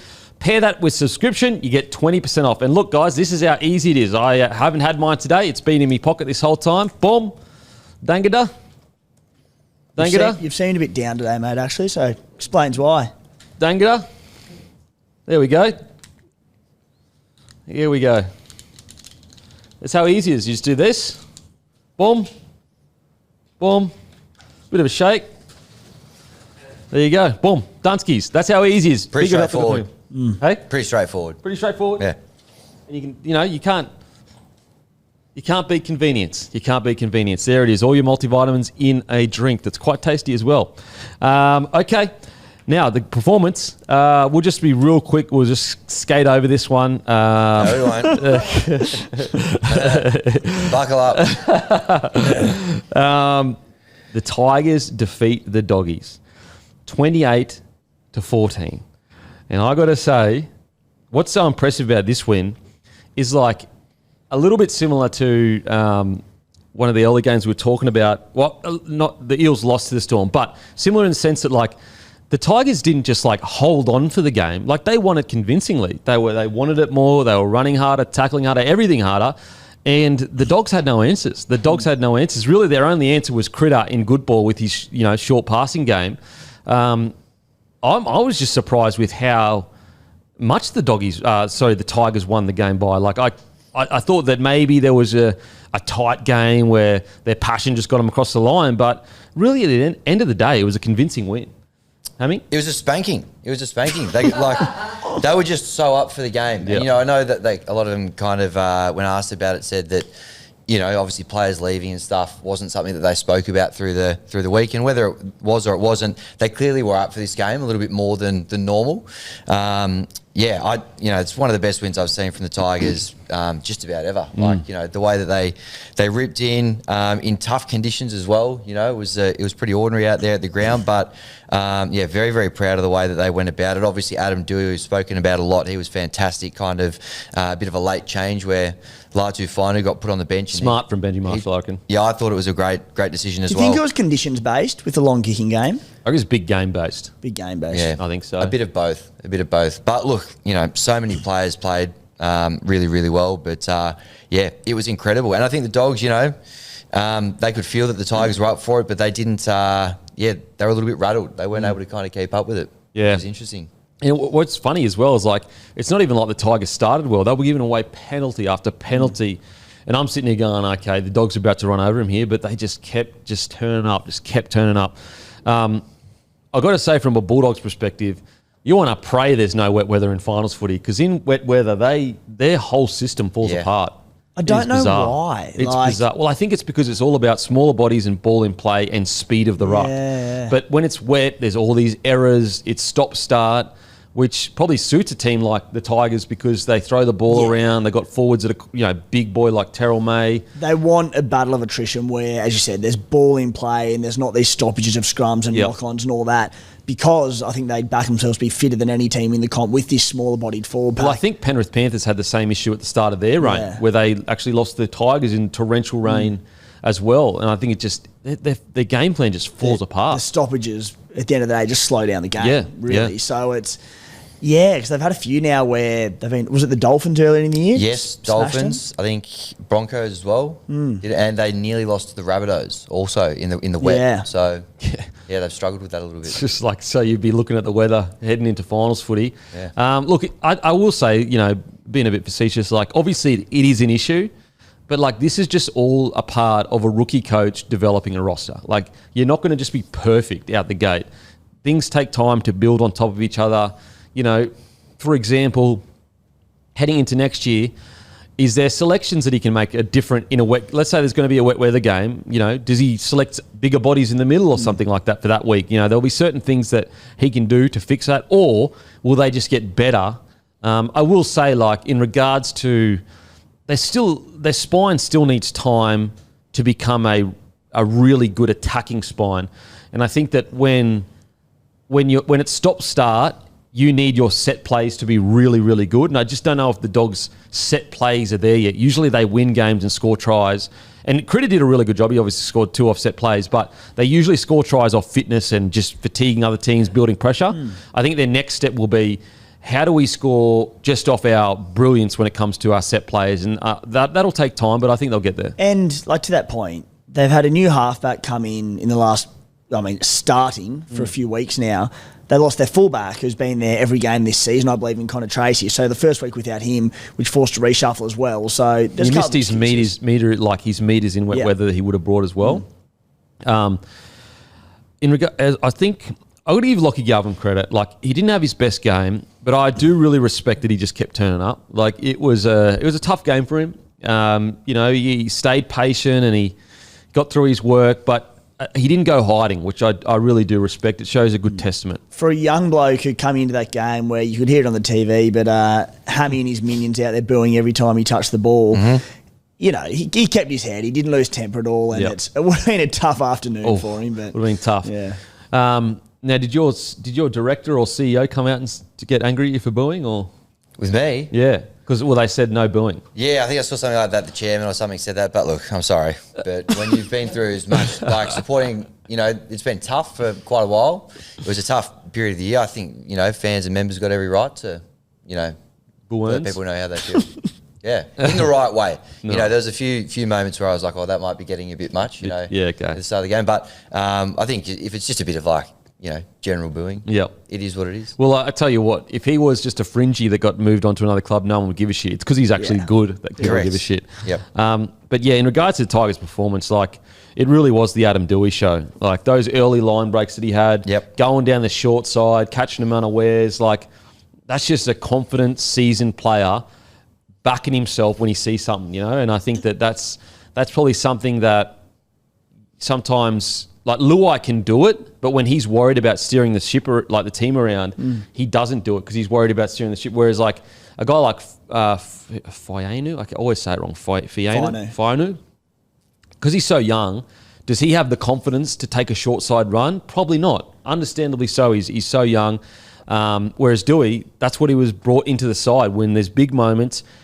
Back yourself, and he does that. And that was really the difference. Dewey really was the difference in this game. That's how good he played, in my opinion. And certainly early on, he was the difference, and he dismantled one of the best defensive sides in the NRL in shit conditions as well. And Adam Dewey's always had this in him. He's just had such a tough run of injuries and getting his body back to where it needs to be. And you saw him streaking away for that try as well. Like, showed good speed that we haven't seen from Adam Dewey in a long time now.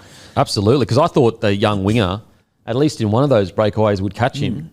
Didn't like. Yeah, I couldn't believe the afterburners he had on him a couple of times, particularly in like a wet ground as well. He just no one could get near him yesterday. So what, like, my question is, and I was a bit sceptical, not from like a best 13 perspective, but what does this do moving forward, and what do you do with Adam Dewey? And we spoke about 5'8" lock, whatever it might be, and obviously you're trying to secure his signature for the time being, but I look at the Parramatta Eels and what they've done, and they've made decisions that may not necessarily benefit them this year in winning games, but they're looking towards next year.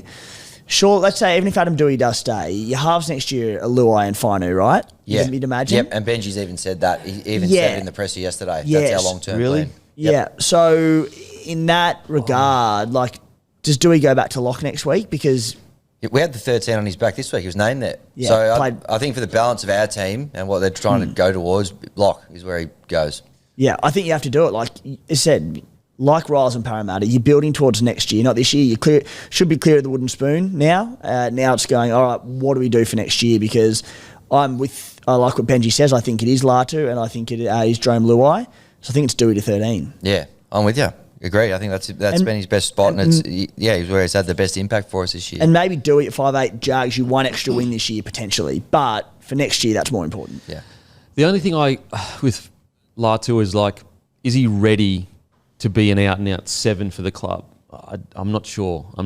Now another preseason, obviously, is going to continue to develop. I'd play him 6 and just give Luai a crack at 7. Yeah. Yeah, I mean, they look bloody good. And Dewey's got quite a lot of game. Could you bring Latu off the bench for just one more year to give him just more time to kind of develop potentially?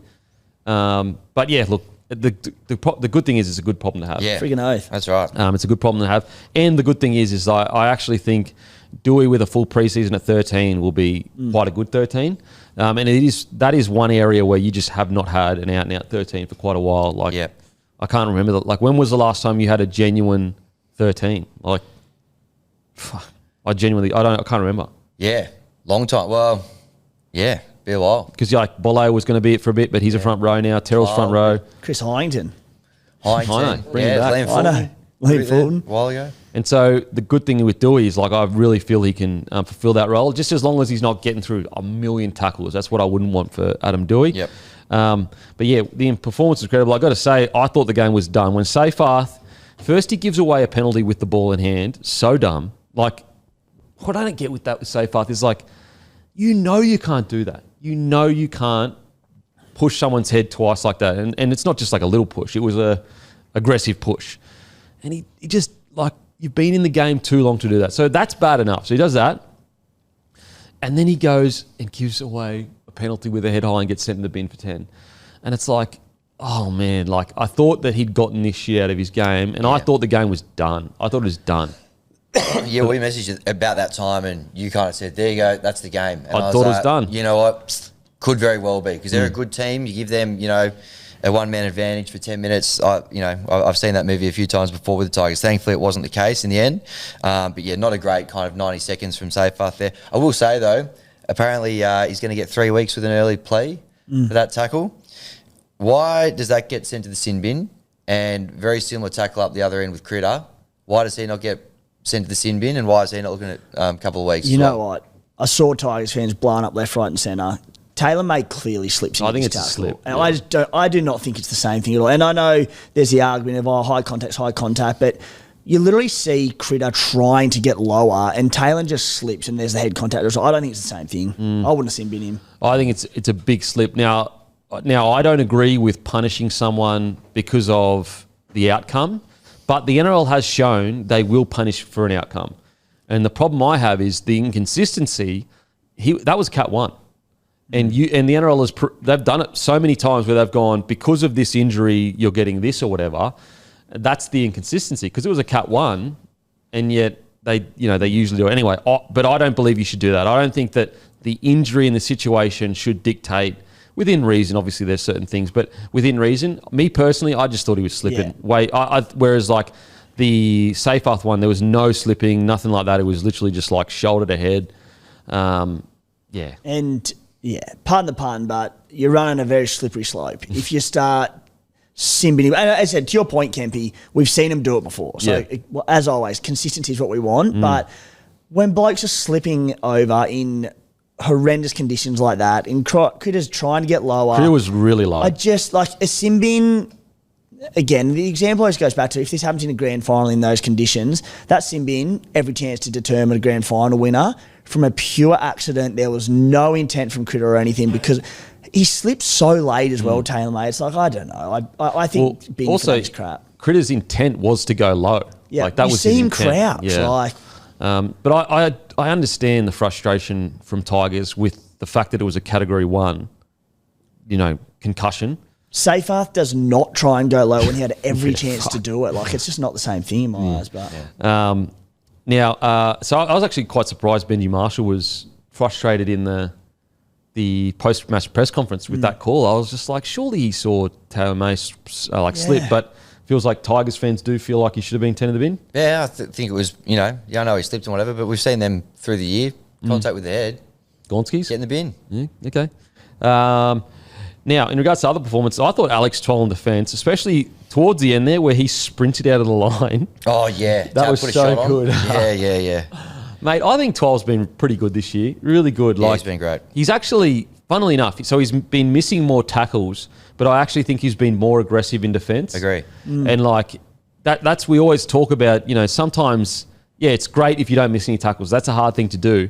But that's usually because you're not shooting out of the line trying to jam someone.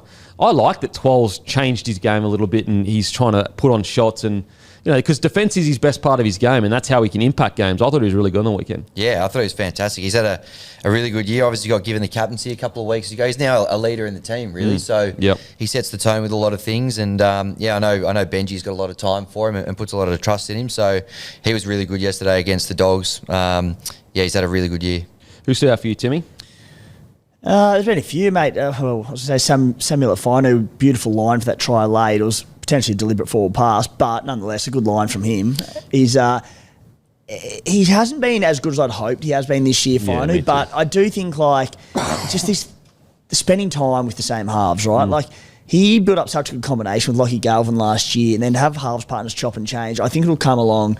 There's still an unreal talent in Samuel Afino. It's just, as I said, it takes time with new blokes inside you. Yeah, I'm with you. And also, big year last year. Sometimes that second year you can be a bit fatigued. Honestly, more often than not. Yeah, it happens all the time. And it's just that second year where, you've had such a big year, your body just needs a bit more time to recover. Yeah. Outside of that, I'm just trying to think. Look, I actually thought Terrell May was really brave because they went after Terrell May. They were hunting him. Yep. And he just kept turning up. And that 133 metres he made, that was a tough 133 metres because they targeted him. And I don't think he gets enough credit for his toughness, Terrell May. I'll never forget, I think it was against the Roosters where he got head high in first tackle. Yeah. Clearly concussed. Yep. Still went on him, 150 metres, got through 40 tackles. And I thought on the weekend, it was just a brave effort, a super, super brave effort from Terrell May. Yeah, agree. He was, got made to do a lot of work, but still got through a lot of work. Not his best start, had that kind of drop off the kickoff. And, especially against a team like the Dogs, I thought, geez, this could be a bit of a long day here if this is how we're starting. But put that behind him and, he ripped in for the rest of the day. I've got to say, Buller, he does just add an extra dimension to your attack. 100%. I've got to be honest, when people go, we got to keep Buller, I do think you need to keep him, but I was a bit I feel like you could kind of replace him. But as long as you're getting him for a decent price, he actually is really, really important to your attack. Well, if we're keeping him, it's $900K a season. That was the 900. That was the option. That's what it was. It was high at the time, but I think that's what we've got to fork out to keep him. Jeez. I think the world of him. I think he's got so much potential with his speed and his athleticism, but 900's a lot for a bloke who hasn't proven that much. Not a rep player. No. I'd say 750. Yeah. 750 is Even that's like, you're still paying a bit on potential, but I'd probably do it for him. Because and also like what else is out there? Yeah. 900. 900? That's a stupid amount. So is that the contract that he has next year? No, so there's that option. If they want to keep him. Okay. So now they're trying to negotiate him down from that price. Well, no, I think that if they want to keep him, that's what they've agreed. So that'd be for 27? Yeah. No, but so is the option in the club's favour? Yeah. So I'm assuming the reason why that option hasn't been taken up, though, is because the club is trying to negotiate him down from it? Yeah, but I think, don't they have to say before November 1, this year coming up, that they're going to take it to lock him in? Yeah. I can only assume they're trying to negotiate him down from that because that's a lot of fucking money. No, it is heaps. But What would you give him, Hammy? Yeah, I think that 750 kind of 800 figure you were talking about is, when he hits his heights, he could be up around that. He could be worth 900 for sure, but who plays fullback if not him? Well, we probably have to go get another one. Yeah. Heath Mason is filled in there a bit, but True. If the Tigers decline the option, Buller can trigger a player option for 800,000 or explore offers from other clubs. Okay. Interesting. That's interesting. I reckon they'll decline it to try and get him for 800. Because he's not going to get 900 anywhere else. I don't think so either. 800's a bloody good wicket. But I would say as a player, you'd be like, you would feel a certain kind of way, like that the club had agreed to this amount and that not agreed to it, but put it there, and then turned around and said, "We want to keep you, but for not that amount." You'd be like, "Well, I mean, the only 900k is just the new franchises." No, I don't think they would. I'm going for Jaden Campbell for 900 before Buller. That's if you can get Jaden Campbell. Easier said than done. I would be going for Jaden Campbell before I'd be going for Buller. We saw how much the Dolphins struggled to spend their cap and attract marquee players. They'll have extra money to spend. So anyway, just a thought. Yeah, that's fair. Do you go with youth though if you're Perth though? Get the best young guy coming through and put him on 500 or something like that? Yeah, I mean, Buller's, I know you're paying top end, but what's he, 22 or something? Yeah, I will say Buller does offer quite a unique kind of skill set as a fullback. He has a unique style of play. He's not necessarily just a meter eater, but at the same time, he's, he gets through his work most weeks, but he also has, a bit of finesse about him as well.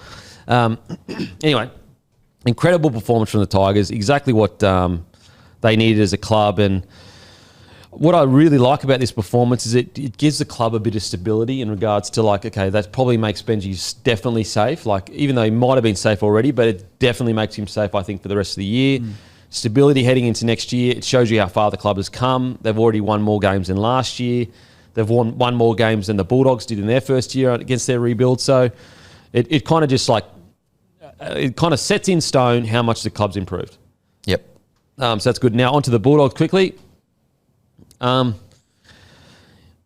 think the real concern is just the style of rugby league and wet weather footy. I will say though, I'm still quite surprised at the fall off compared to last week at how poor they were this week. Completion rate was really bad. Some just silly errors. They just got out enthused everywhere. And I don't know, I thought they would have had enough motivation for this game just with how all the drama off the field or whatever. I did think it was good to see Galvin and Luai shake hands after it and, just put to bed any rumours that they hated each other or whatever, which was good. But yeah, with the Bulldogs, just a little bit surprised at their lack of intensity, especially heading into finals footy. Yeah, I'm so glad there was that vision of Luai and Galvin speaking at the end of the game and just, as I said, put it all to bed because there was so much feeling and you could tell. And when Jerome sort of got up in his face after an error or something there, you're like, there's a bit in this. If they didn't have that sort of minute or so yarny at the end of the game, it just would have set people off. They'd be talking about all season. No, there's respect there, but on the field, he's hurt the club. So it was good to see. Doggies, they just didn't play well in the conditions, as you said, mate. It's one thing to talk about a smaller pack and these sorts of things and maybe not suiting the wet weather, but they're just completed at 67%, and that's nowhere near enough for this club who have prided themselves recently off being that 80% completion, this very professional outfit. So poor performance. Look at the forwards here. Max King, 69 metres. Samuel Hughes, 55 metres. Kickout, 69 metres. Preston, 109 metres. Salmon, 34 metres.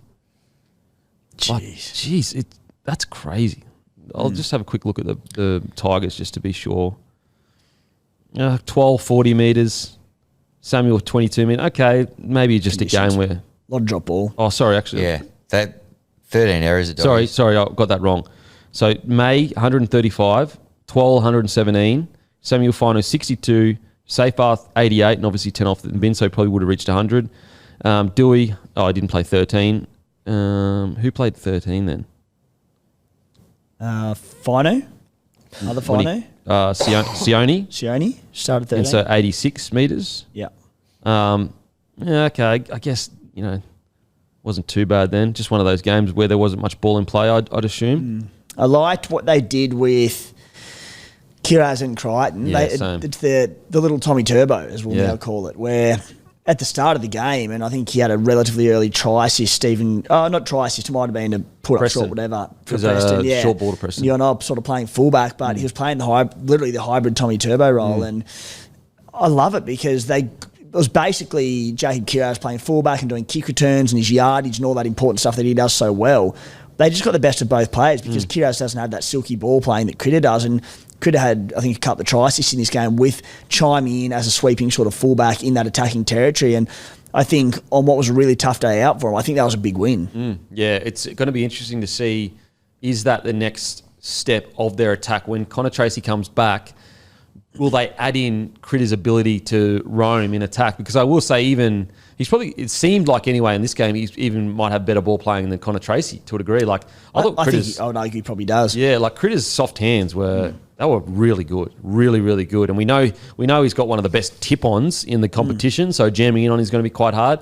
I don't mind it because I don't want Critter taking 25 runs a game because he's just going to bang his body up. He's a Ferrari. You want him scoring tries. And you get the best of both worlds because they could have kept him at fullback the entire game and just kept Kiraz out wide. But no, like Critter's arguably the best defensive centre in the world, so we'll keep him there for that and we get everything we want from these two players. And also, like in regards to just like hit ups and getting through work, like Kiraz is one of the best in the comp. Yeah, so it's a good mixture. I will say the only, I guess, downfall is if you're looking to attack coming out of your own end or at the halfway line or whatever, it's not as strong, but you can work with it. But yeah, just a disappointing performance. As I said, I just thought Burton. I mean, he did have that one line break but in the end got the ball knocked out or whatever. But I thought Burton and Gowan just didn't seem to offer. And I know it was a stop-start game and they didn't have a good completion rate, but they just didn't seem to offer enough in attack. No, they didn't. And nor did Viliami kick out on this one. I thought he had a pretty poor game by his standards. Interesting to note, Mitchy Woods, 18th man. Yes. Close. I said last week that maybe instead of Sexton coming back, it'll be Woods coming in, and it seems like it is potentially the case. I wonder whether he put Mitch Woods there because it was a big game that was like a lot of spite or whatever, just to get that experience of like an intense match. Yeah. Yeah. Bit of method to that. Because, exciting times for him to be a part of the squad. I've got to say with Kickout specifically, don't get me wrong, I love his aggressive defence, but I feel like sometimes he has to pick his moments where he shoots out of the line to jam someone, because I think it was the first try, he shot out of the line and got bumped by Dewey. And there's just a couple of times where, as I said, I like it, but he's just got to pick and choose his times a bit better, I think. It's a lot easier to shoot up and try and put a shot on and get the boys up and going from the middle because there's bodies everywhere. You do it on an edge, you leave him short, and as you saw what Dewey did to him there, set up try straight off the back of it. So, yeah. So just something he's got a bit better at. I think just one of those games where they just were a bit complacent. I've got to say, I love Jacob Preston's. They got in a bit of a push and shove at the start. I just love the dog in Jacob Preston. Like, he doesn't give up. He is going to come at you all day long. He is, even if you're losing by 30 points, he is still turn up. So in the end, he had a try. That great line that he ran, over 100 metres, 42 post contact, 4 tackle breaks, a line break, 31 tackles. I mean, I just think Jacob Preston's so bloody good. So good. So hopefully they bounce back. I thought Kurt Mann off the bench was outstanding. Mate, I can't believe the level he's gone to. Especially his defence. Like, he was shotting blokes out there. But yeah, I thought he was outstanding off the bench. But it's just going to be one of those ones that they're going to need to really find some consistent form heading into finals. Otherwise, they'll get bounced out. It's really that simple. Yeah. Okay, on to the next game. Last game of the round, Sharks v Cowboys. Sharks defeat the Cowboys 32-12. To be honest, the story of this isn't really the Sharks. I know the Sharks can do this. So it's a good, strong win from the Sharks. But the story is, my God, the Cowboys season has absolutely derailed. I cannot believe, like, what was it, 22-0 or something in the first half? 26-0. Yeah.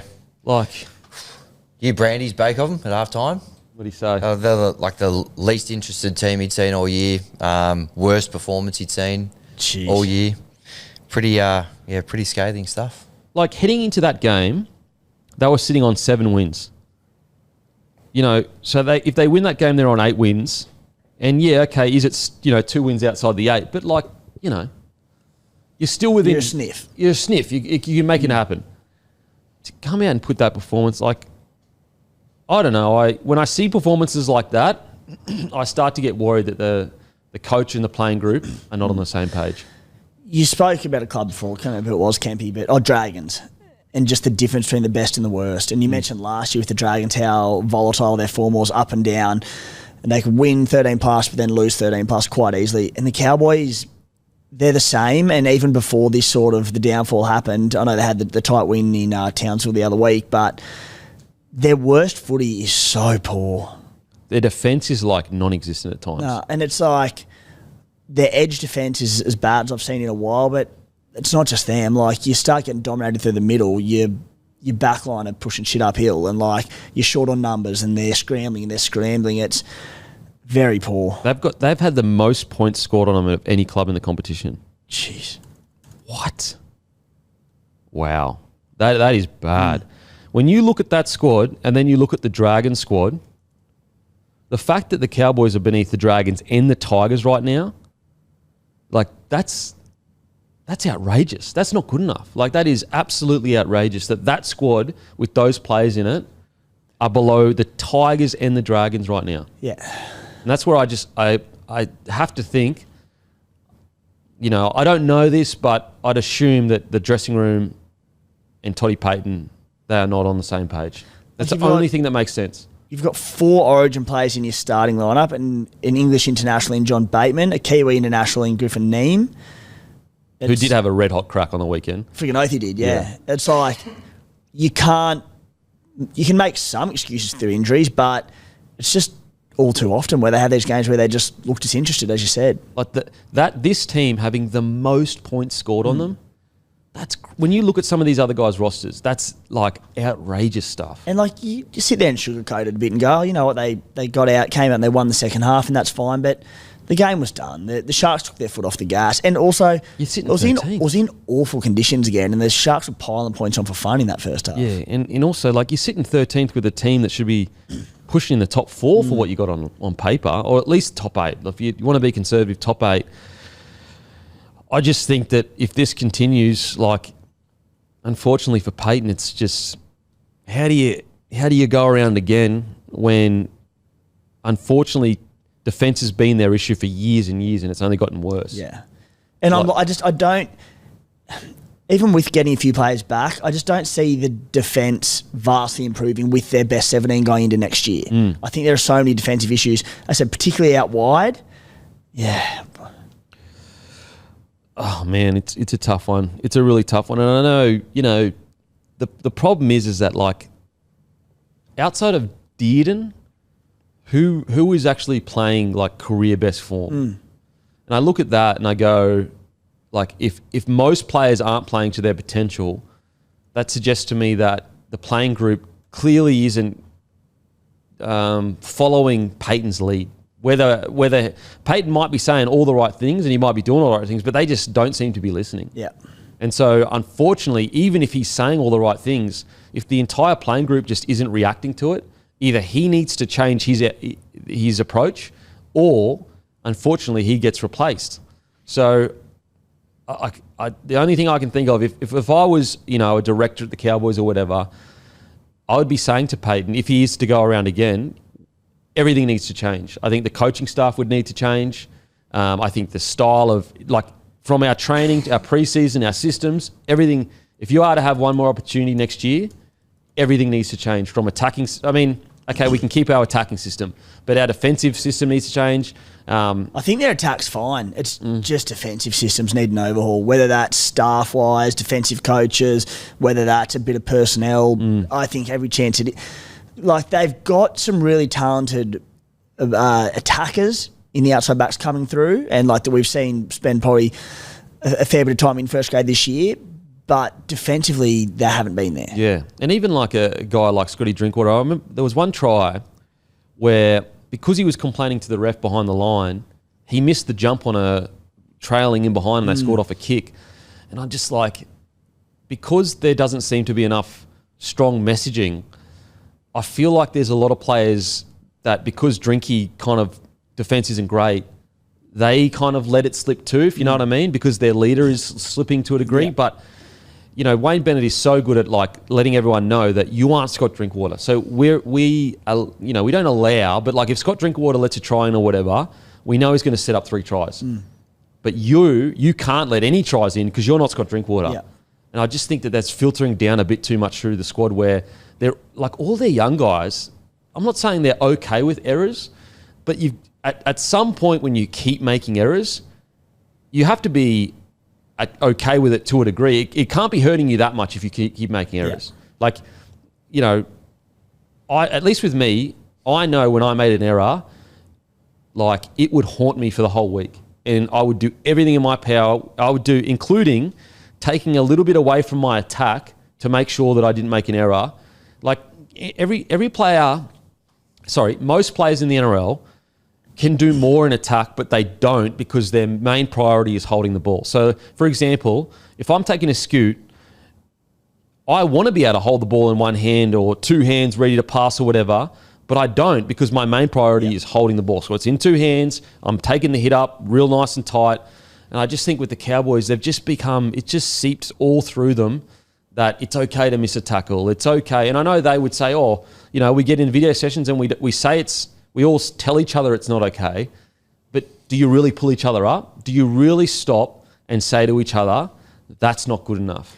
Well, the thing is, mate, I said you came through this era of the Broncos and all the superstars where you speak out time and time again, but there's not a chance you get away with that attitude in the No way, you'd be dropped. Yeah. You'd be dropped. And I know it's different because we had this crazy good roster, but what I do know is just like, mate, you drop a ball at training with that crop of players, like they are abusing you. And so I just wonder, and I'm not saying go back to the old days, but clearly there aren't consequences for the amount of errors these guys make and missing defenses and all. Like they're just, unfortunately, and maybe that is because their depth isn't great. I don't know, but for whatever reason, it's just been a disaster year. Yeah, just has been. Yeah.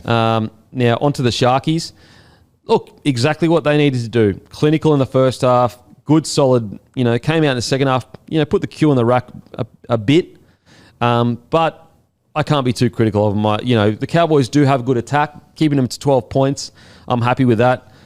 I'm happy with the performance from the Sharkies. Oh, great, mate. He said you're not going to, get involved in a song and dance about it because it's a game they should have been winning quite well, especially with what the Cowboys did dish up. But, yeah, they're very professional. The game was over at half time.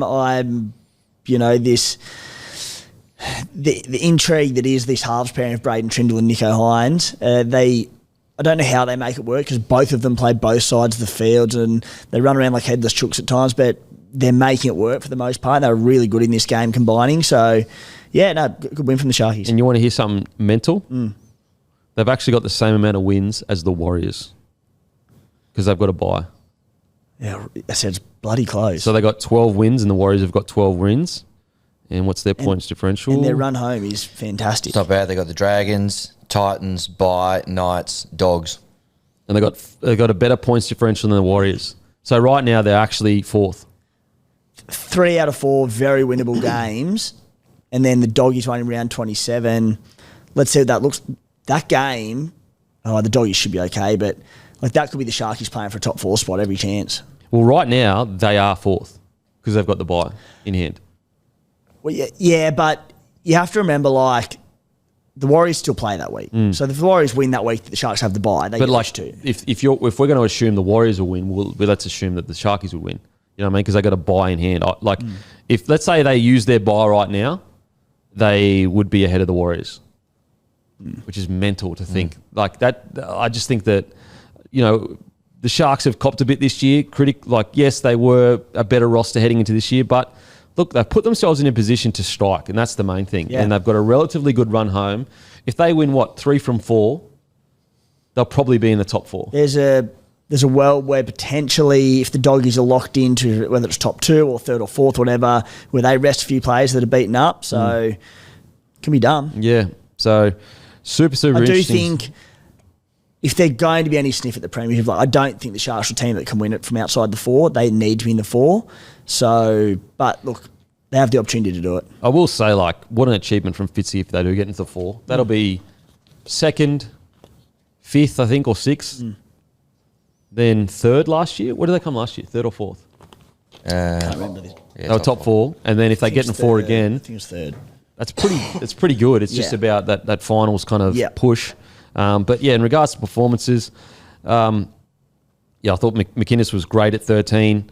I thought Mulatalo was outstanding on the edge there. Yep. Talakai, good. Talakai was great. Yep. AFB was outstanding. I think he was a bit flat there for a little bit. It was the best he's looked in a long time.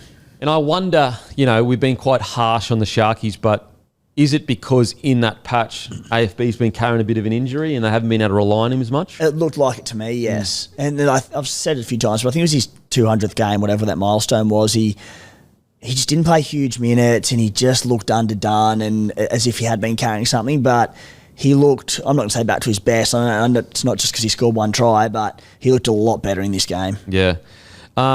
Mate, I think since Brayley has really taken a bit of pressure off Hines, I think Hines looks so much more comfortable out there at the moment. The whole team do, right? Yeah. It just changes everything for him. It's not Nico and Trinder going, we have to do everything here and create everything. Yep. It just... The Brayley stepping up the way he has, it's changed their whole team. It's just changed their confidence. It's changed how stressed they look in attack at times. They can almost... Because the biggest issue with the Sharkies is if someone has their number, they've got no plan B usually. Whereas I feel like that they've almost subconsciously gone, hey, listen, if our attack's just not working today or someone's got a number, we can get Brayley just to have some runs, open some field up for us and help us kind of break the, defence. Yeah, here's a stat for you that'll mean nothing unless you're a super coacher. Adam Fanua-Blake hasn't offloaded in 6 weeks. Wow. That's mental for him. Double-figure offloads every year. Hasn't offloaded in 6 weeks. So I wonder, again, is that somewhat injury impacted where he just hasn't had that, the tackle busting ability and all of that and getting the arm free, or if there's been a directive, and I'd imagine probably a directive, but look, Sharks are playing pretty good footy, so it's working. Yep. I will say, look at this outside back. So 2 tackle breaks for Kennedy, but after that, Katoa, 6 tackle breaks, Ramian 3 tackle breaks, Talakai 6 tackle breaks, Mulatalo 8 tackle breaks. That's a good knock from outside backs. Ronnie was unreal. Yeah. That in and away, you put a post up on socials, but it was on who was it? Was it? Oh my goodness! It was on Scotty Drinkwater. I was on Drinky. Yeah. Scotty Drinkwater. Stepped him, hurdled him, try time. Yeah, outstanding stuff. And also Katoa's story recently on a podcast told a story of how when he first started playing NRL, he was on a minimum contract, and basically he had to go out each night and pick up cans. Sometimes with his baby in the car, just to get extra money to be able to pay for formula and that. And he would go around at night in Cronulla because he didn't want anyone to see him. And so that was, because he was on, I think, either less than minimum on his first year when he come into the grade. And just shows you, what an incredible story from Katoa. Unreal. Yeah, out late at night picking up cans for extra money and, now he's doing what he's doing. So, good stuff from the Sharkies. They did exactly what they want to. Exactly what they were supposed to do. And listen, if they make the top 4, very hard to be too critical of them this year. And I know the next step for them is finals footy, but mate, if I was a fan of a club and I'm making top 4 each year, I'm pretty happy with that. Especially a Sharks club that it's one of the smallest clubs in the competition. Probably Titans are the smallest, but Sharkies aren't necessarily a big club with a lot of resources. So, hopefully they can go a little bit deeper in the finals, but I think they've kind of snuck under everyone's radar a little bit because they had that bad run in the middle of the season. So anyway, alrighty. Don't forget, guys, Aussie Footy Shorts dropping next week, Monday. Be there at 6 p.m. You do not want to miss it. It's time for Face the Music, brought to you by Sportsbet. Give Dan a follow on the feed, obviously. Perfect time to do a big $47 winner over the weekend, as we covered off earlier in the show. All right, into round 23. Face the Music on Thursday night. The Storm, $1.48. Host the Brisbane Broncos, $2.67. 6.5 points is the line. Big game for both teams here. I'm going to go Broncos head-to-head. Yep. Storm to cover. Broncos with the 6-point start. Yep. Okay. I will go Storm 1-12 at $2.85. Friday night, 6 p.m. up in Newcastle. The Knights, $4.20 host the Panthers, $1.23. 12.5 points is the line in this one. The Jack Cogger Cup. I'm just going to go Knights head-to-head. 4.20. Okay. Yep. 4.20, juicy. I'll go Knights with the start. Yep. Penrith to cover. Penalty cover. I will go penalty cover as well. Down to Canberra, 8 p.m. Friday. The Raiders, $1.44 host Manly, $2.80. 6.5 points is the line. I'll go Raiders head-to-head. I'll go Raiders 1-12 because Tommy Turbo always tears us to shreds. $2.90. Raiders minus the start. Yeah, I'll go Raiders minus 6.5 as well. Saturday, 3 p.m. at Cogra. Dragons, $2.51 host the Sharkies, $1.53. 5.5 points is the line in that one. Ooh.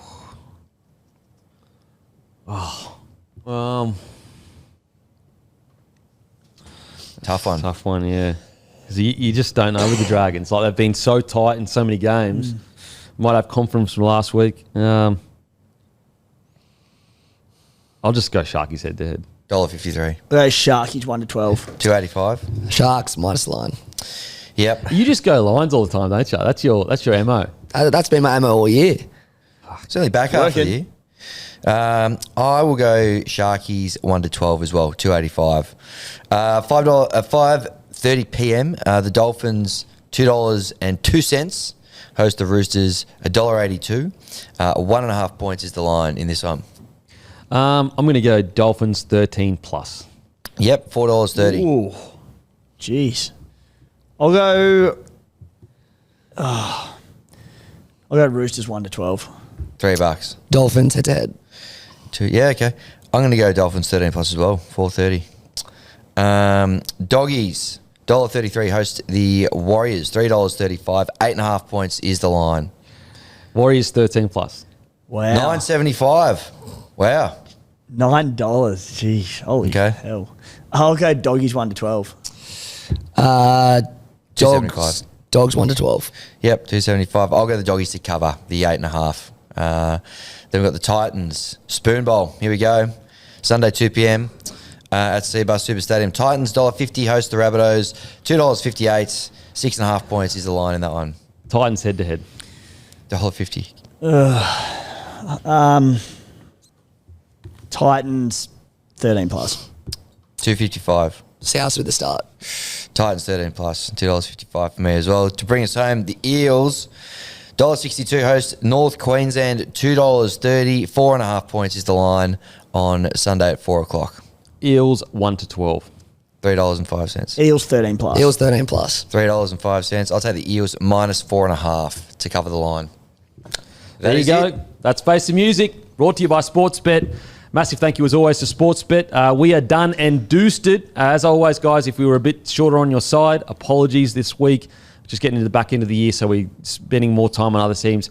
But we'll make it up to you. The season review, you guys know, goes forever. So we'll make it up to you at the end of the year.